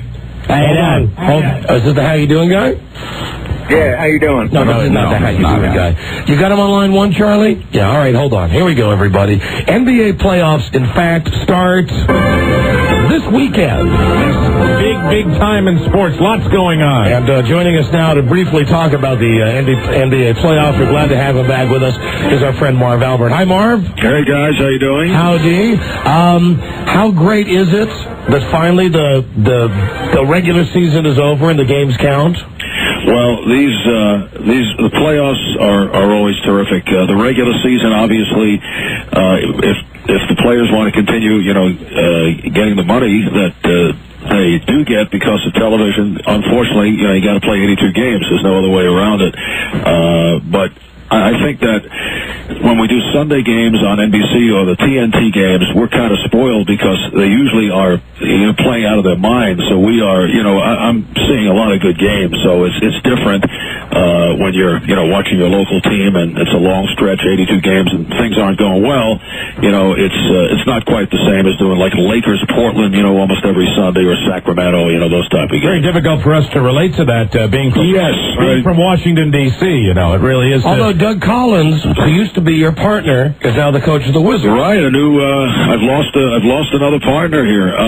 Doug actually will continue, doing the broadcast during the playoffs, but everybody's been asking me about Doug and about Michael, and I keep saying that, I know Doug feels that Popeye Jones and Tyrone Nesby and Jahidi White are very nice people, but somehow I don't think that's the reason he's going there. Now, bring me up to speed. When Michael was Doug Collins the coach of the Bulls when Michael first came into the league? Oh, sure, yes. Now, they didn't get along then, right? Well, it was especially, I think it might have been exaggerated in terms of not getting along, but I think at the time, both obviously were younger. I think Doug's approach is a little different, and I think Michael had different ideas at that time, and probably would not have hired him, if he felt that. But there was the feeling that Doug may have been forced out because Michael was not that pleased with certain things at the time. But obviously, that whatever it was, they patched it up because I know that they've had a pretty good relationship, and Michael has great respect for him, and obviously would not have brought him back if that was the the case. Do you get a feel working with the guy as your broadcast partner that he's chomping at the bit to get back into the NBA? With Doug, not necessarily. I don't think he would have gone back for any other job, and there were other job offers in recent years. But I think it had to be something special where it would be very exciting. I mean, there are a lot of unusual situations with the Wizard franchise if Michael does come back, and if they are able to clear even more salary cap. But no, I really thought, and he was very happy. He lives out in Arizona, has a great life, watches every basketball game in captivity on DirecTV. No, he was not one of those who I would say was looking to get back. We're doing Utah, Dallas tomorrow, and then we do the Lakers, Portland on Sunday. So we're at the Jazz practice today, and the coaches there were just kidding, and they couldn't believe that he's getting back into it. Obviously he's a lifer, but it's interesting how all players kind of went out of their way. I'm not talking about the star players or guys like Malone and Stockton who are going to be, finish their careers in Utah. But we were kidding Doug last night. You're going to see a change-up of how the players react because they all want to play with Michael Jordan. So you're going to get this charm put on. I was part of that when I was working with Bill Parcells doing the NFL, and it was announced that he would, do the Jets. And it was amazing guys auditioning, Right. when you're talking to them, they obviously are looking down the road to make a move. We're going to be in Sacramento next Friday. We're doing a live show out there, and we were going to do our live show from Arco Arena, but as it turns out, the Kings might have a playoff game. Are the Kings the best team in the West? I don't think they're the best team. I think they're one of the better teams, and I think the jury is out as to how they'll. This is a team that never has gotten by the first round of the playoffs, and that's a big move. Although they have been very exciting, and they're certainly one of the best teams in the NBA, they have to prove that they can win a playoff series. And there are so many teams in the situation in both the East and the West where you look at them and you say, they could get eliminated in the first round very easily, or they could go to the finals. And I think Sacramento would be in that category. They're the most, to me, they're the most exciting team in the NBA. But I think they still have to prove in the high pressure game that they can, advance in the playoffs. I think the Lakers, particularly the way they're playing right now, and I think they've straightened things out, and they finished the season winning 8 in a row. I think the Lakers and San Antonio, at least you look at them the way they finished, and on paper they are clearly the 2 best teams. But Sacramento is right there. Anything could happen with Utah, and in the East, Philly, Milwaukee, I would say, it's pretty clear cut. I mean, the Knicks are a strange team to figure because they've had injuries recently, but you just don't know what you're going to get from them from game to game. You want to go get that phone? No, that's Doug calling. He's so annoying. He just keeps asking personnel moves. And I said, will you leave me alone with this stuff already? I want to put you on the spot with Doug. Have you, you said people auditioning to play with Michael. Is there anything that maybe Abe Poland? He's not going to tell us. I mean, has he made any? Have you gotten any indication? And what is your speculation? I'll put it it's clear cut. I mean, what Doug said is that Michael is going to tell him he's been working out feverishly. There's no question about it, and he will tell him sometime in the summer. I'm assuming at a time where they could attract free agents, whether he will play or not. All right. I mean, my guess is that he will play. All right. I mean, I don't think that I don't think Doug would have taken the job. I think he feels, he doesn't know for sure, but I think there is a feeling that he's going. Obviously it's a very strong consideration, and he wants to see what kind of physical shape he can get into and feel that he can still do it. All right, Marv, here's the last question for you. Which is more embarrassing? The fact that Charles Barkley weighs 314 pounds or the fact that the XFL is still on NBC? That's a trick question. That's very good. Now, Barkley says he wants to play, but, the discipline aspect, I mean, it'd be great if he did give it a shot. I mean, it would be very entertaining, but he's going to have to really put on a rush in terms of the weight situation over the summer because he's fluctuated to the point I know he had it down, then he went right back up.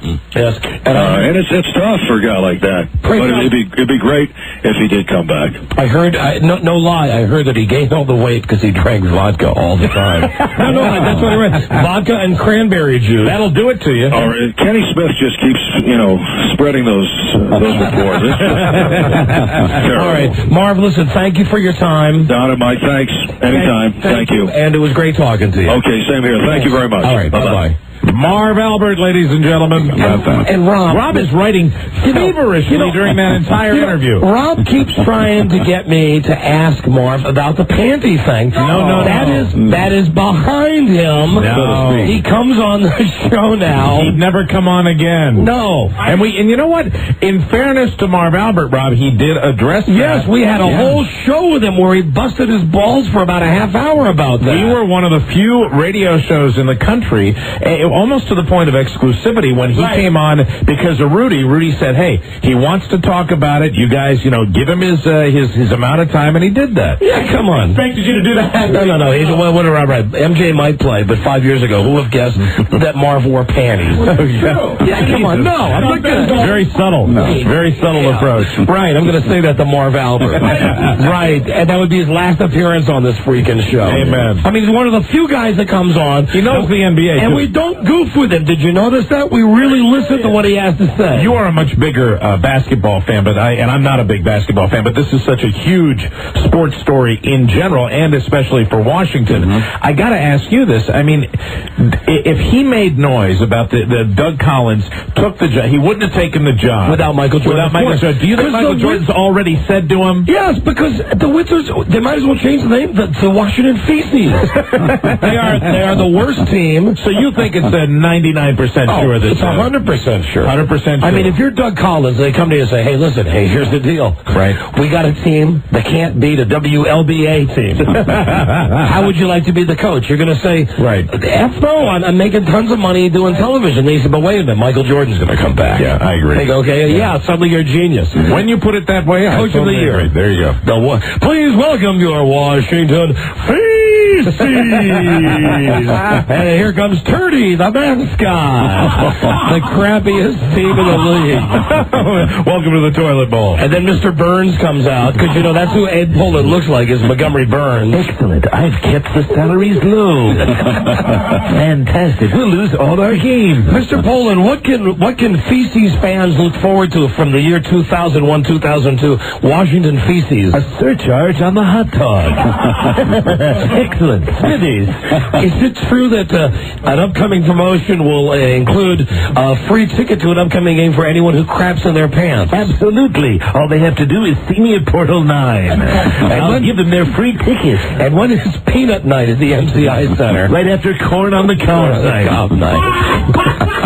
Fantastic. All right, well, thank you to Marv Albert, who at least Mike and I respect. I do too. Yeah, right. Sure you do, Rob. Yes. Thank you, Marv. We'll be right back. Number 1 Arbitron rated, the Don and Mike Show. I want you to know that I appreciate you looking out for Bobby. Bobby, what are you kidding me? What a huge help with my uncle. That one don't need any help. If I had his jail on the medical, it makes me laugh. That's why we're talking about you cagey fuck. Huh? Who do Don? Do. Don and Mike. All right.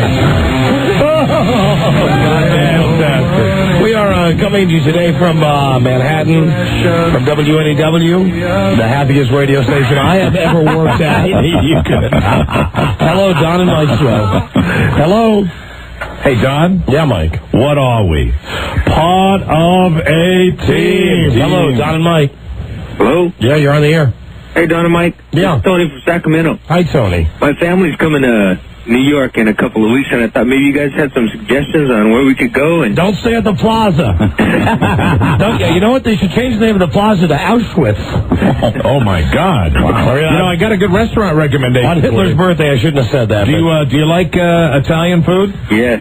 Joey Paisano's. And spend all your time at the CBS store. You know, the NBC store doesn't have a lot of inventory, but if you go to the CBS store, they are just loaded with all sorts of great stuff. You can spend a day in there. Let me just say, if you're, and I call myself, I'm in a club called KA, and that is Keychain Aficionados. There you go, right. If you like keychains, go to the CBS store. Mm-hmm. They have the best keychains in the world. They really do. And, you know, people say because, the NBC store has more space. Right. That doesn't make a difference. We've got the better employees. And furthermore, if you really want to have fun when you come to New York, take the WNEW tour. Yes. It is wonderful. Ask for the behind-the-scenes tour of 102.7 WNEW. If you have ever really wanted to see what a thriving radio station looks like behind the scenes, come up here and get the tour. You see one of our pages, and the pages will show you through all the inner workings. And really, a lot of the time, there's not a line. Okay. All right, Don and Mike, thanks. You're welcome. Just like there's not a line of people listening to the station right now. All right, guys, thanks. Bye-bye. Bye. Don't forget, go on the 1010 Wins Magic Desk Ride. What's the thing you guys saw at the NBC thing? NBC store hold on. Mike and Rob, still, we've been coming to New York for a year now. Right. They are such friggin' tourists. Yes, we are. I am more of a tourist than Rob. I'm not going to sell Rob out on this one. I kind of led Rob around when I found out. You go to the NBC store today. Yes, we go to the NBC store because Rob said earlier in the day he had visited the store that I visited the last time we were in New York, which was the CBS store. And Rob said that he was, it's a shocker to me. He said he was mildly disappointed. In the CBS store? And I explained to him that... in Melco? Melco was, was a smaller store than the NBC store. Melmart? I said to Rob, if you really want to see a real souvenir store, go over to 30 Rock and go into the NBC souvenir store. And I took Rob in, and I will give Rob credit. He didn't buy anything. Of course, the last time I was in there, I bought the store out. But he didn't buy a thing, and we left. But as we were walking out, there was the Conan O'Brien Magic Desk Ride upstairs. What the hell is that? Al Roker's Be a Weather Forecaster game, and the Late Night with Jay Leno. Ruin your reputation, Rob. Ruin your reputation. What is ride. the Conan O'Brien Magic Desk Ride? What you do is you sit at Conan's desk, and there's a protruding It's a dildo that comes out of the seat, and you ride it, and it's for 21 and older, not for the kids. What is it? It's exactly what it is. Andy Richter. Oh, it's Andy Richter's penis. It's his penis. That's what it was used as the model, and then all it is really like you ever go to the supermarket and see the pony ride that goes up and down? It's the same motion. It's penetration. Penetration. You are on a level. You're actually harnessed inside, just above his. Oh, desk. Mike, this is getting me hot. All right, here we go. Take a listen. Oh, thank you. I think that's going to be just lovely. You've ridden it then. Yeah. Lovely. WWW. Oh, my God. Is that horrible? Oh. Do we have any spray in here? Do you have spray, Buzz? Buzz has spray. Buzz, did you bring spray? Yeah. Buzz Burbank got spray. Oh, God damn, that smells great. Quick. www.egarage.com. Spray. The hottest cigar site on the planet. Over here. Over here. Sponsor our friends. Can you really smell it? No, but this is preemptive. I could tell by the reaction. Defensive wall. Hey, Buzz, hold on. Pass that over for a second. Which? What, this? Yeah, pass that over. Oh, no. These are personal. Come on, pass that over. No. Look at his queer Marlo Thomas, that girl, dop kit that he has. I use these plastic bags because I've had, like, shampoo and stuff leak on my clothes and transit. Can I please see the bag? Crap, I'm going to regret this. Let's see what Buzz's toiletries are. Like most of us, when we go on the road, we carry what the men call a dop kit, which is a leather thing. Analese. Yeah, I told you I'd regret it. Okay, he has his. Why don't we? You know what? Moose. To be fair, we ought to break all of ours out. Yeah, we ought to show. I don't have mine with me. How convenient. Yeah, isn't that funny? He has his. He has his 3-in-1 maximum hold moose. Yeah, you need that. He has his. What's that? You know what this cheap is? imitation You cologne. cheap bastard! I got into a penny. This is if you're too cheap to buy Calvin Klein CK1, right? No. It's a cologne. This costs $4. I got that at a corner drugstore because I couldn't get to a real store to get real cologne. Then we have. Oh, I know what this is for. Is that hand lotion? Don't leave home without it. This is the Skin Smoothing Complex Nivea. Can't blame a man for that, but some of the major hotels. Hey, does the Park hands. Central have hand lotion in it, boys? Yes, it does. And this is a tube of something called Stay Hard. Yes, and you know what? It works. No, what were you embarrassed about, Buzz? The fact that you have a tube of Neutrogena Healthy Skin? Well, yeah. All right, you know what? I'll give you this. You look at this. If you looked at the products in here, you wouldn't know if this was a man's or a woman's. Right. Because, let me show you what a man's looks like. Hold on, because let me just show you right here. On this fake Calvin Klein perfume that he has, it says for a man or a woman. Well, that's true with CK1 as well. A woman could have Neutrogena Healthy Skin. Don, I present to you, it is not the content. It is the bag itself. All right, let me see your bag. You got your bag? I want to show you what they're supposed to look like. All right, go ahead. But I have another bag that has, shaving cream. Sure you do. What, you think I don't shave? There you go, Buzz. Of course I have, toothpaste. There you go. No, I know you had your face waxed. All right, Mike, what do you got? Sorry? Let me go through Mike's. It's a brown bag. Yes, but you can't see through it. No, you can't. All right, what does Mike have? Oh, look at all Mike's stuff. We've got Band Roll-On. That is my brand of deodorant. That's full size that I brought up here. We've got an electric razor. That's a beard trimmer. Oh, I'm sorry. There's the electric razor. There's mine, Orelco, the finest electric razor made. Clearasil? Yeah, Clearasil. Clearasil? I don't use it very often, but I use it in case I get a blister. His own shampoo. Right. His real cologne. Cologne, yes. A man's cologne. Yes. What's the name of it, though, Don? Pleasures. Oh, yeah, that's and now, what's in the generic bottle, Mike? I'd rather not say. What is it? What is the green soapy liquid in the generic bottle? Let me smell use that. Oh, it's mouthwash. Okay. I'd rather not say. It's mouthwash. Floss. Clippers. Right. Toothbrush. Nail clippers. Sure you don't mind me touching your toothbrush? Stop it! Sure you don't mind. Now he's got to get a new brush. Wow. I mean, new brush. Why? I had an itch down there. You wiped your ass with my toothbrush. You wiped your ass with my toothbrush. I had an itch back there. Oh, that's horrible. I didn't mind. On the hand, I could have rinsed it off. But It reminded me of that. Brushed it up against your rectum. It reminded me of that joke where the couple loses their camera, and then when they get the film back, and it's their toothbrush shoved in some guy's ass. All right, I'll go through Rob's. All right. So we have in Rob's Excedrin. Oh, you're staying. You don't have it because you're staying at the hotel tonight. Right. So you weren't joking about that. No, I really don't have mine. All right. Head and Shoulders. You have dandruff? No, but give me my. That's the only toothbrush I have. Get it out of the garbage. What is this, Rob? That's for my hair. Crew comb, extra styling hold. Mike, I don't see it. Okay. Hey, look at it. Oh, was that a fart? No, that's a fart. That was. www.egars.com, hottest cigar site on the planet. Fantastic. Hey, look at this. What does Rob have? I've seen those. Look at this queer thing that he combs his hair with. Yeah, because of the flat top, it's an excellent way to make your hair stand up. Describe it. Do you use that for anything else? Yes. Look at the thing. It slides over his finger. I would say it's maybe about a 4-inch circle with like little plastic spokes on it. It's like half brush, half comb. Do you brush your pubic hair with that? No, Mike, as you know, I'm totally shaved clean down.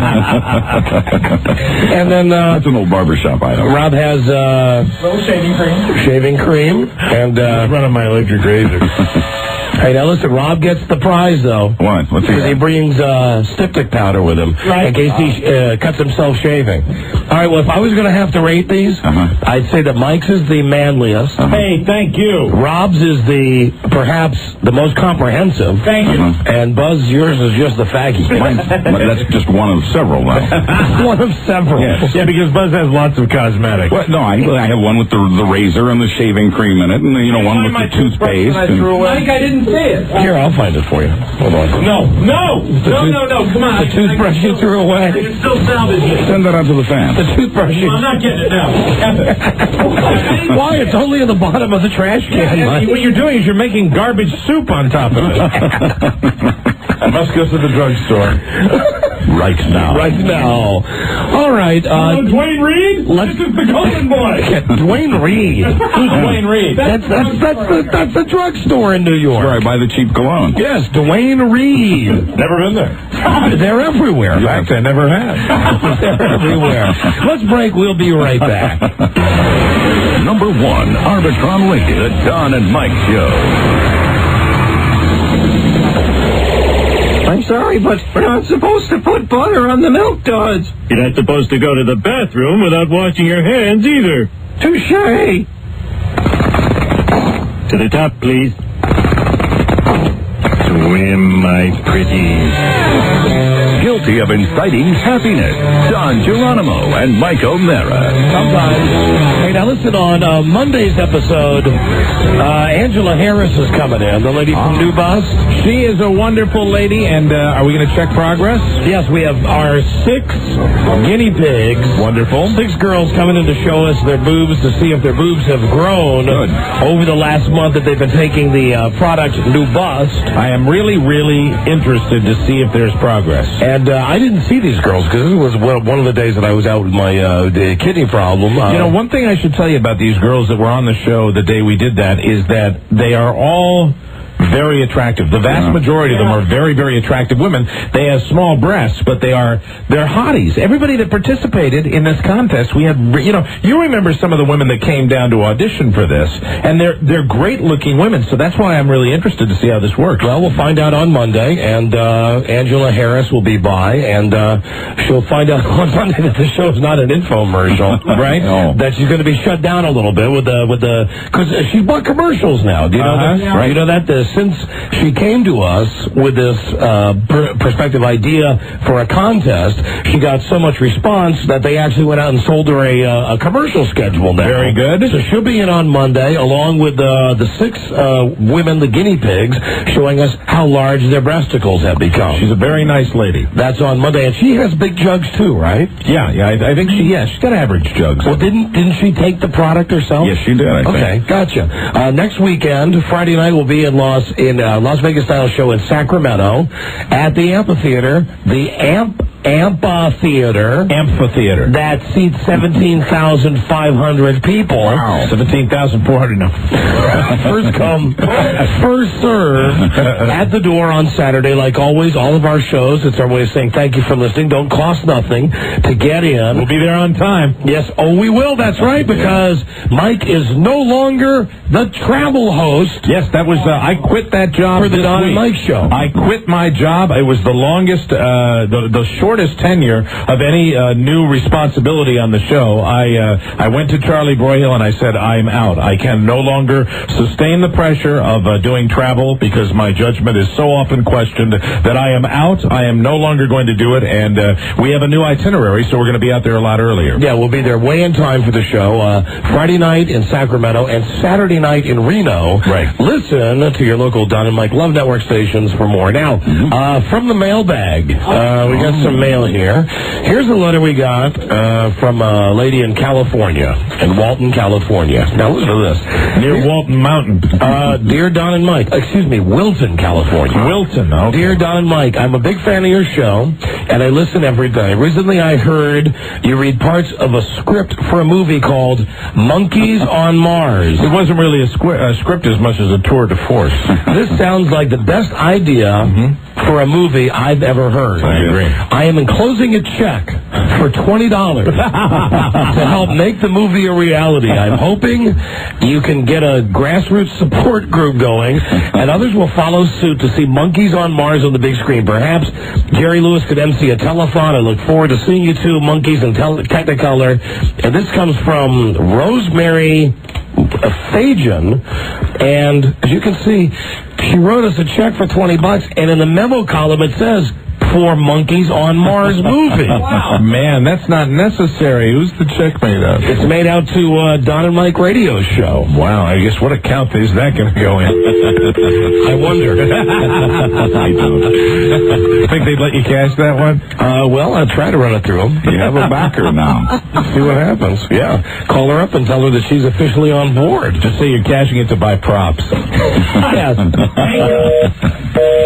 Her line's busy. She's probably excited, probably calling all her friends saying, I am the new producer of Monkeys on Mars. Well, thus far, that's the most money we've received for the script, so yes, she's our #1 backer on Very that. exciting. Okay, here's another letter. And this letter comes from the tri-state area, right here outside New York, from lovely Hazlet, New Jersey. Dear Don and Mike, I seriously believe that one of these women is my soulmate. I think it's Pamela Anderson.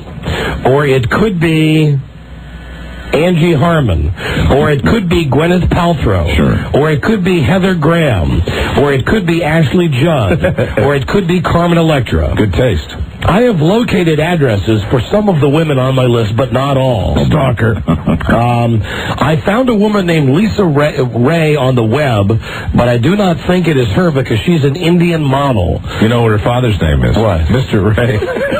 Oh, Mr. Ray's hair weave. Mr. Ray. Mr. Ray's hair weave. You two can have long, full hair. Mr. Ray's hair weave. Right in town. The Lisa Ray that I'm looking for is American with blonde hair. They showed her in the Trentonian, which is a South Jersey paper. How did her mother feel about that?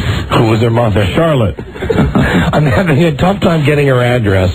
What do you guys think? Do you believe I have what it takes to date these supermodels? I feel that money and fame should not be factored into the equation when it comes to relationships. I'm as good as anyone else. Call me anytime. Sincerely, Joe Maurizio. Hazlet, New Jersey. All right. Let's try him.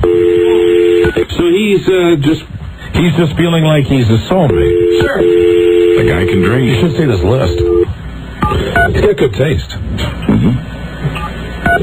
Hold on a second. He's got good taste. He's got good taste, Luke. I am your father. It makes a funny noise when I'm trying to dial. You have reached 273. Hold on, I dialed wrong. Rob, just dial that number, would you please? That's the one right there. Okay. You know, when that was happening, though, that was the best this microphone was sounding all day. Let me see. He also has sent us another letter. Inside this letter, Dear Sirs, I get this. This is a letter that apparently he has sent to some talent agency. Okay. It says, Dear Sirs, I would like to write letters to the following models and actresses. However, I do not have their addresses. Could you please provide me with the mailing address for each of these people? I would prefer a regular mailing address. However, email is okay. Any help you can provide will be greatly appreciated. And then he goes through the list of women. Lisa Ray, crowned Miss February of the American Dreams calendar of 2002. That's the top of his list right there. Yes, then a girl named Candace Krugar, then a girl named Kylie Bax, then... These must be supermodels. Pam Anderson Lee. Hold on. Obviously you're not there. Would you like to leave a message for him? Yeah, just tell him... I don't know what to tell him. Good luck. We found all the models, and about 8 of them think that you are their soulmate. So you're going to have to make some choices. Please get back to us. Be friendlier. And have a great day. Yeah, that's right. That's good, yeah. Throw like a T-shirt and a key We found 8 out of 13. 8 for 13. That's a fine batting average, Joe. Thanks for supporting the program. Bye, then. That's great, Rob. So, let me see. Pam Lee, Angie Harmon, who is engaged to Jason Sehorn, a football player. And a hottie. Yeah. Gwyneth Paltrow, Heather Graham, Rachel Hunter, Carol Alt. Here's a wild card. Fran Drescher. Well, yeah, but I mean, kind of has. We've discussed that before. I thought you way back when you said you'd do Fran. I would only do her if I could duct tape her mouth.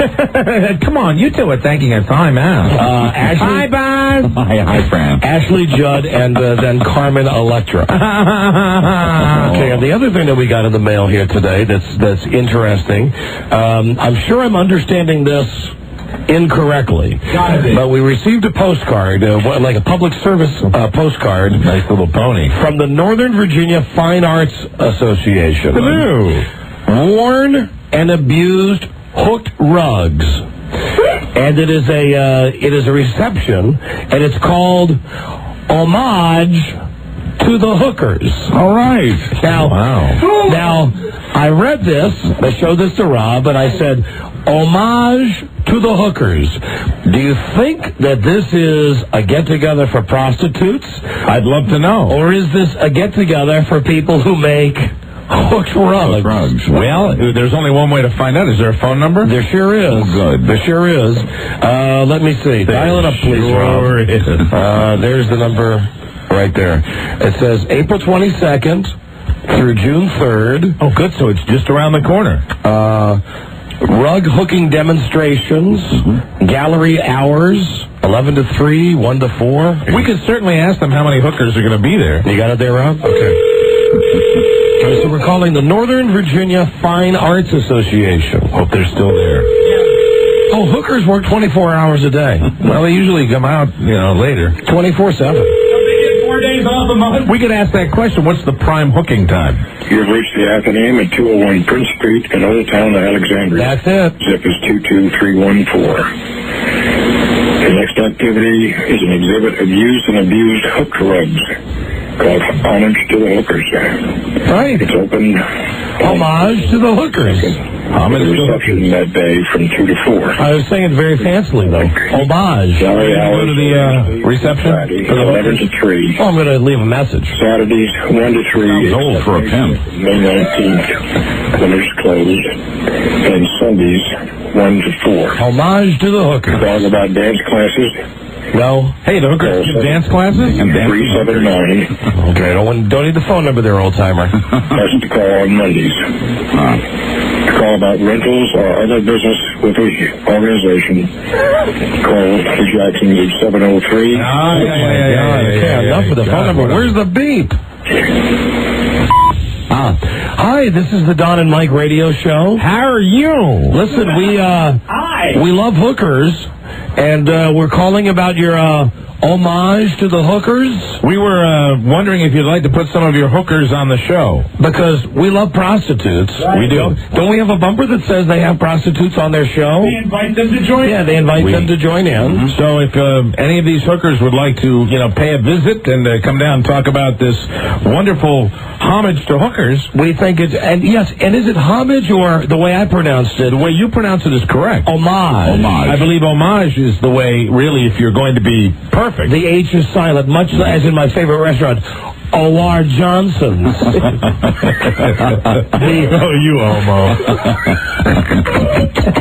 Go to L. Homage to the... That it really would be homage to the hookers. Homage to the hookers. Homage to the hookers. And today on his birthday, Rob would say, I'll Hitler. Right, absolutely. Right. Homage to the hookers. Hookers. Listen, all kidding aside, we love hookers. Right. We do. And we don't care if they're worn and abused, as your press release says. We think it's a good thing to pay tribute to worn and abused hookers. We do. So if you want to get any of these hoes on our show, that's fine with us. They can come in with their rug burns. We don't care how many guys they've been with. Absolutely. Old, young, fat, skinny. It doesn't matter to us. We just believe in the lifestyle. And we don't, we're not worried about STDs. We don't want to have sex with these women. We just want to interview them on our show. And we think it is great that the Northern Virginia Fine Arts Association has, can I say this? The balls to put on a homage to the hookers. Bully to you from the Don and Mike show. Yeah, a round of applause. And also, if you could take another compliment, great message. Fantastic. Oh. Hey, perfect. That worked out well. I think we just rolled up the guy's machine. Yeah, he'll have something to look forward to on Monday. All right, so that's all I got from the mailbag that we got today. We got the Monkeys on Mars check. Yes. We got the guy in New Jersey who wants to meet the supermodels. We do. And we got the letter, the homage to the hookers. Absolutely. So that's it. 3 letters. That's what we got today. We got a break. We'll be right back. Number 1, Arbitron Lincoln, the Don and Mike Show.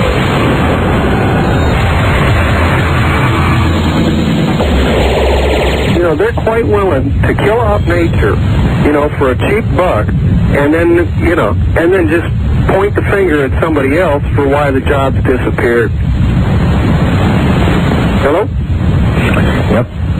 I'm sorry. Don't want to rephrase that.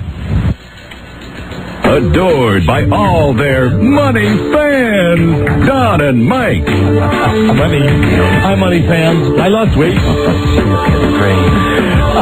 I play soccer. Rob, it's your turn. I don't know. Have you seen my outline? Show's too inside right now. We'll move it back outside for you. Oh, a Friday favorite. And listen, someone had called at the beginning of the show today and said, on the Mystery Jeopardy. Yes, the Mystery Jeopardy game. On the Mystery Jeopardy, I bet it's going to be Rip Torn. Mystery Jeopardy game. Because the Tom Green movie that has Rip Torn in it. And while that is a fine suggestion, we know that the Tom Green movie will tank. Yes. And furthermore, there is someone else on the scene who's hotter than Rip Torn. Ladies and gentlemen, and it's not Tom Green. Please say hello to Ann Robinson. Goodbye. You are the weakest link. Hello, Ann. Hello. Can I tell you something? You share far away. It's good to be here. Your crotch smells. Of course it does. I have a series of maladies that I could share with you. Lots of my crotches smell. Even the 2 crotches. I have 2. You have 2 crotches. I'm a hermaphrodite, with my genitals on the outside and on the inside. The male part is on the outside. The inside part has the female part. Ann Robinson, of course, is the host of the show The Weakest Link. Right. You are the weakest link.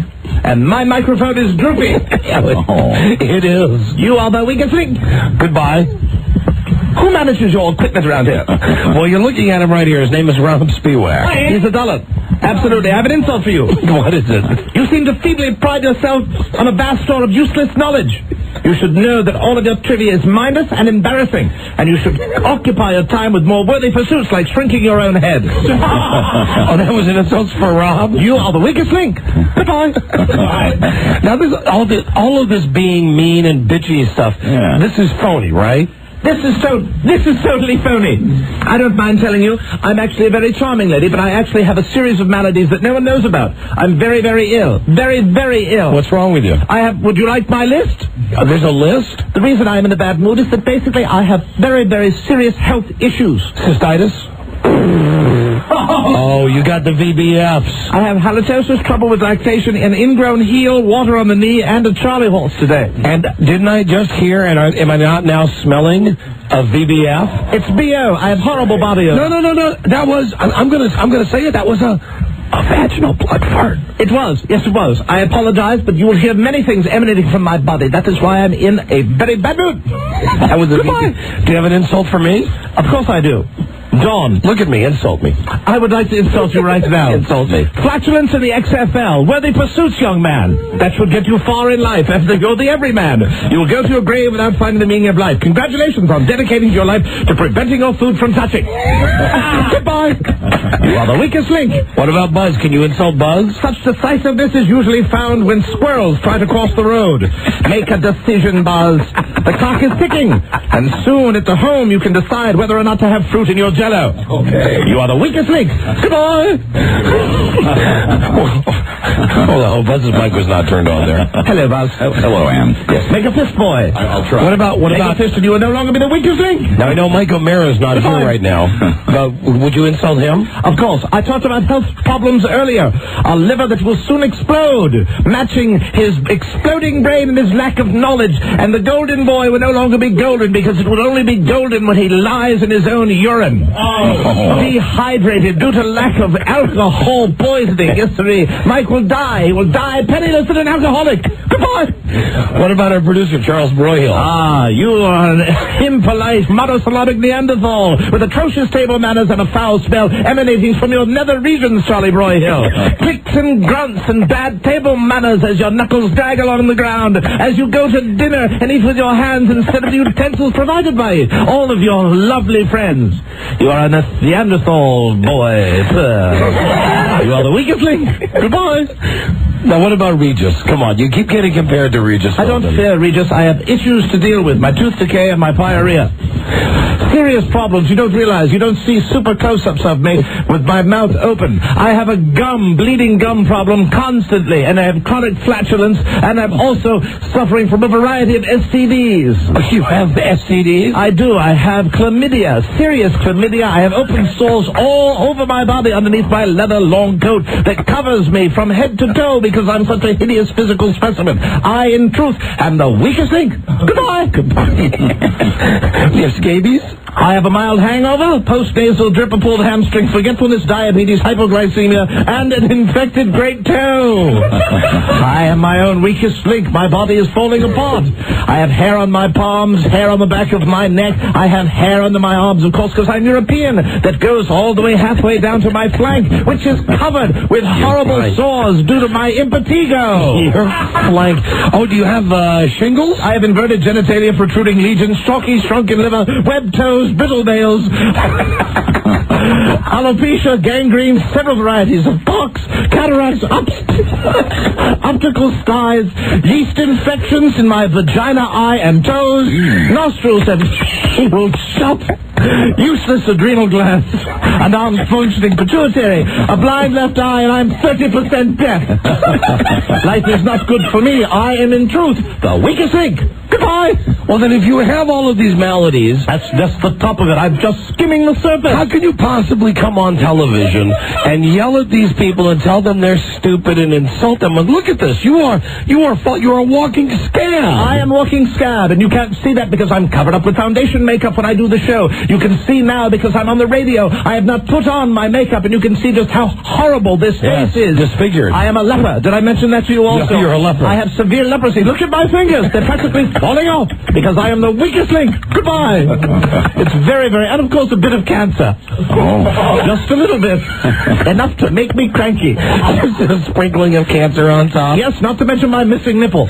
Too much phlegm, too little saliva. Maybe the nipple fell off. Did you ever think maybe you had like leprosy in your nipple? It would be impossible for me to tell due to the pain of my club foot. I have a great deal of health problems and health issues. You cannot tell because you notice how I stand still and straight and I don't move because if I was to move about, I would drag my club foot across the stage and it would be the weakest link falling flat on her arse.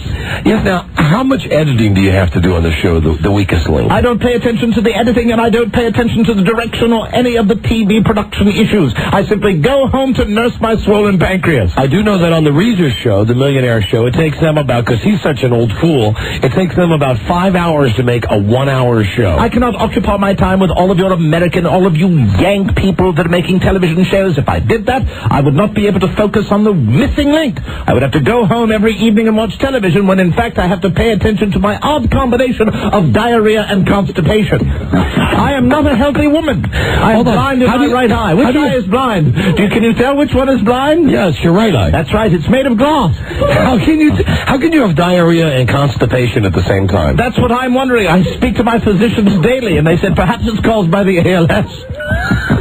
You have Lou Gehrig's disease. I do indeed. Yes. Oh, yes. All right, Mr. Sensitivity. Of course I do. I am dying as we sit here. They've given me only months to live. Yet you yank reporters do you have the AIDS? Pick on me. I have the AIDS. Yes, sir. I have been HIV positive since 1964. So you have... I'm 56, you know. I'm the big missing link. I wish you wouldn't have given your age. Why? Is that in your quiz? Yes, it's going to be in my quiz. Is that your quiz? Try hard. You will never match the stature of the weakest link. Come on. You almost said the missing link. I almost said it and again. He's right there in the next room. There he is, your knuckle-dragging and raggatang producer. Yes, sir, with his lovely hairdo, fantastic gums, and his flatulence. Chronic it is. He loves the smell of his own issue. We understand that, and he is your weakest link. Come on, Charlie. So you have leprosy, you have... No feeling in my left arm. Chlamydia. Tons of polyps. Do you have syphilis? I have clogged ears, syphilis, gonorrhea. I have been HIV positive since the early 1960s, and I am feeling actually swollen in my glands right now. Didn't they invent the AIDS like around 1980-something? Rest assured, I had it before they even knew what it was. Not invent. I mean, certainly you wouldn't want that on your resume that you invented the AIDS. When I was first dealing with my irregular heartbeat, it was back in the 1970s, I said to myself, these nosebleeds must stop. Constant nosebleeds, very difficult for me to deal with, and hair protruding out of my one good nipple. You got the polio? I've got polio. That's why I wear leg braces. At least one leg brace on the one that's real. My right leg is artificial. Oh, it's a prosthetic. My left leg is real, but it is a club foot, and I had polio, so I walk with a bit of a limp. People don't realize that's why I'm such a turbo bitch on the show, because I am falling apart. There is not an unhealthier woman on the face of God's earth, I swear to you. I have horrible, horrible problems. I, in truth, am the missing weakest link.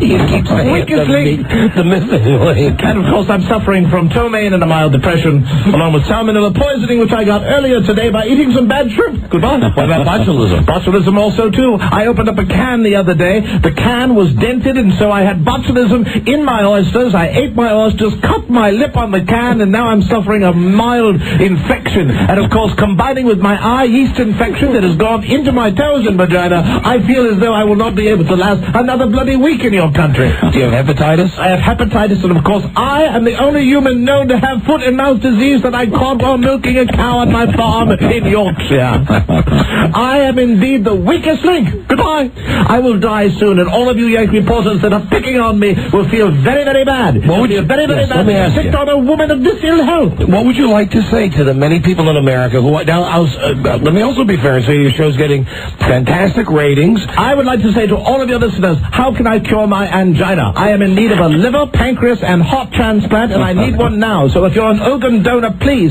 send along your information, and I will get in touch with you. I need the liver first, heart second, pancreas third. So please, quickly. And of course, I am dealing with 1/10 of one kidney. Much worse than your situation. I don't mind telling you. Absolutely, and I have discharge coming out of both my ears, my nose, and the corner of my good eye.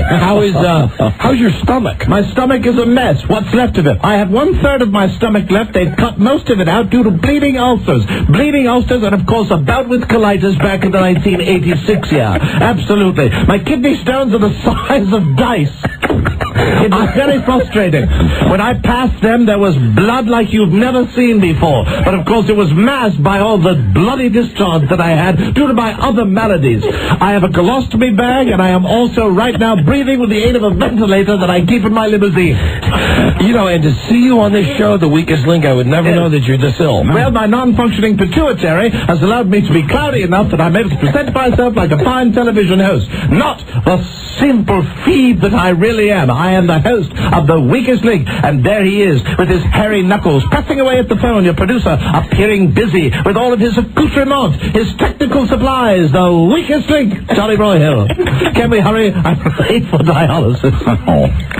I am sorry. It's going to be necessary right now. Well, there it goes. I came in here and you wanted to host the show, your little Jeopardy game, but unfortunately my incontinence has caused a large puddle to form. I told you right now, Anne Robinson is not a healthy woman. I have wet myself. I have soiled my leather pants. What a sticky wicket this is.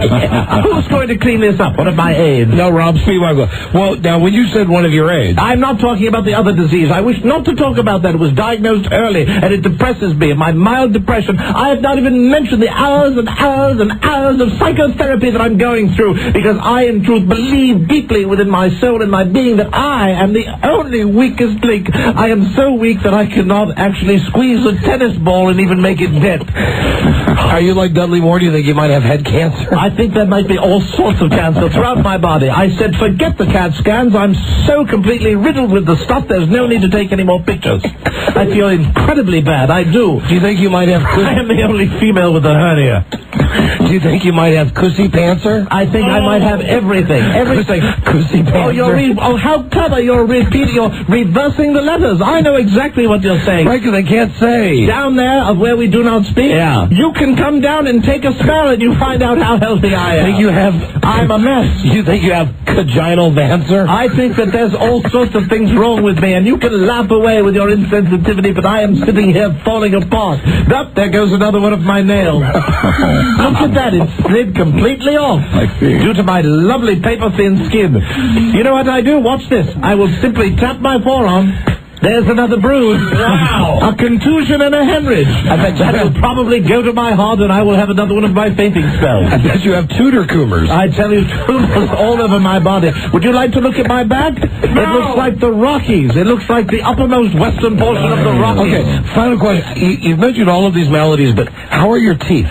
My teeth? They're not real. These are dentures. All of them fell out years ago. Years and years ago, they fell out and fell to the floor. It was very, very frustrating. What are you looking at? What are you looking at over my shoulder? Who was out there? There was some chick walked by. I'm sorry. Oh, a hot chick, I suppose. I'm sorry, yeah. Not one with fingernails falling out, with bad puzzy odor like you were talking about before, and of course my nasty tumors. I had curvature of the teeth when I was a small girl.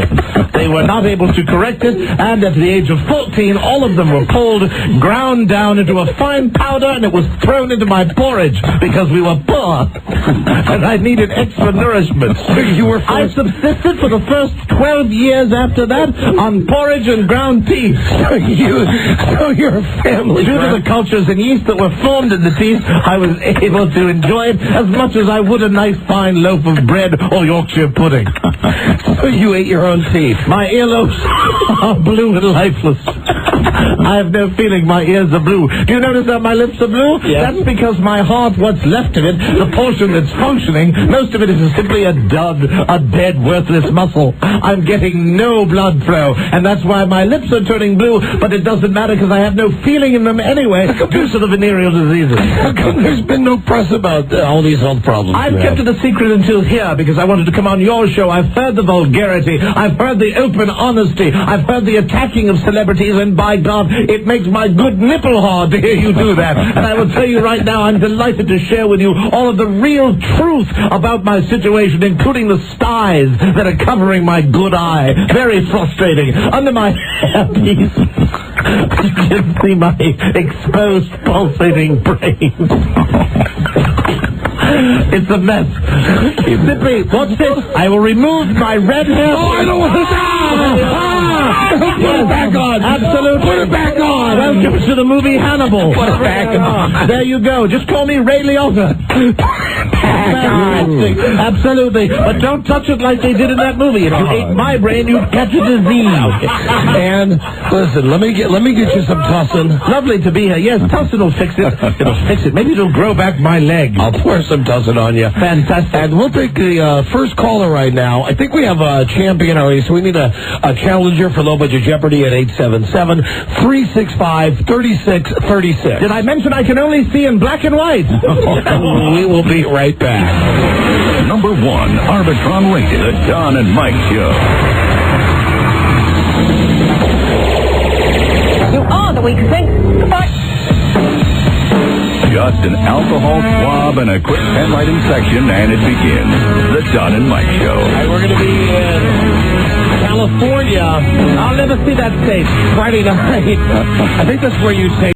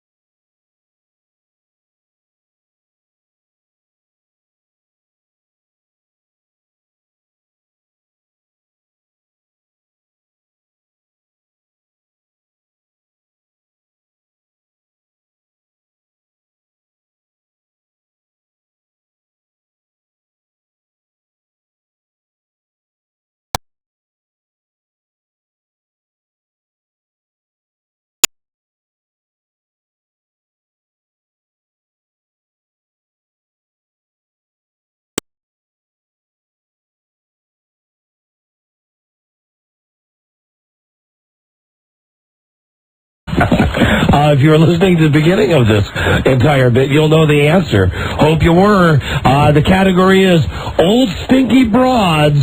Old Stinky Broads. And here's the answer. The current age of Old Stinky Broad, Ann Robinson. Oh. Are you going to eat that genital wart? Let's try. Here we go.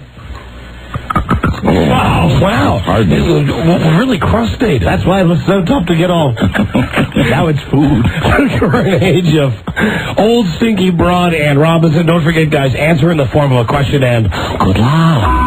All contestants on Nova Jeopardy will receive an Ann Robinson stool sample.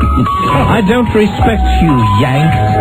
And when they asked me for a prize, I thought this would be the most appropriate. Can you have a stool? I can indeed, and each day I squeeze out some of my weakest links, put them in a foil pouch, and send them right out to you.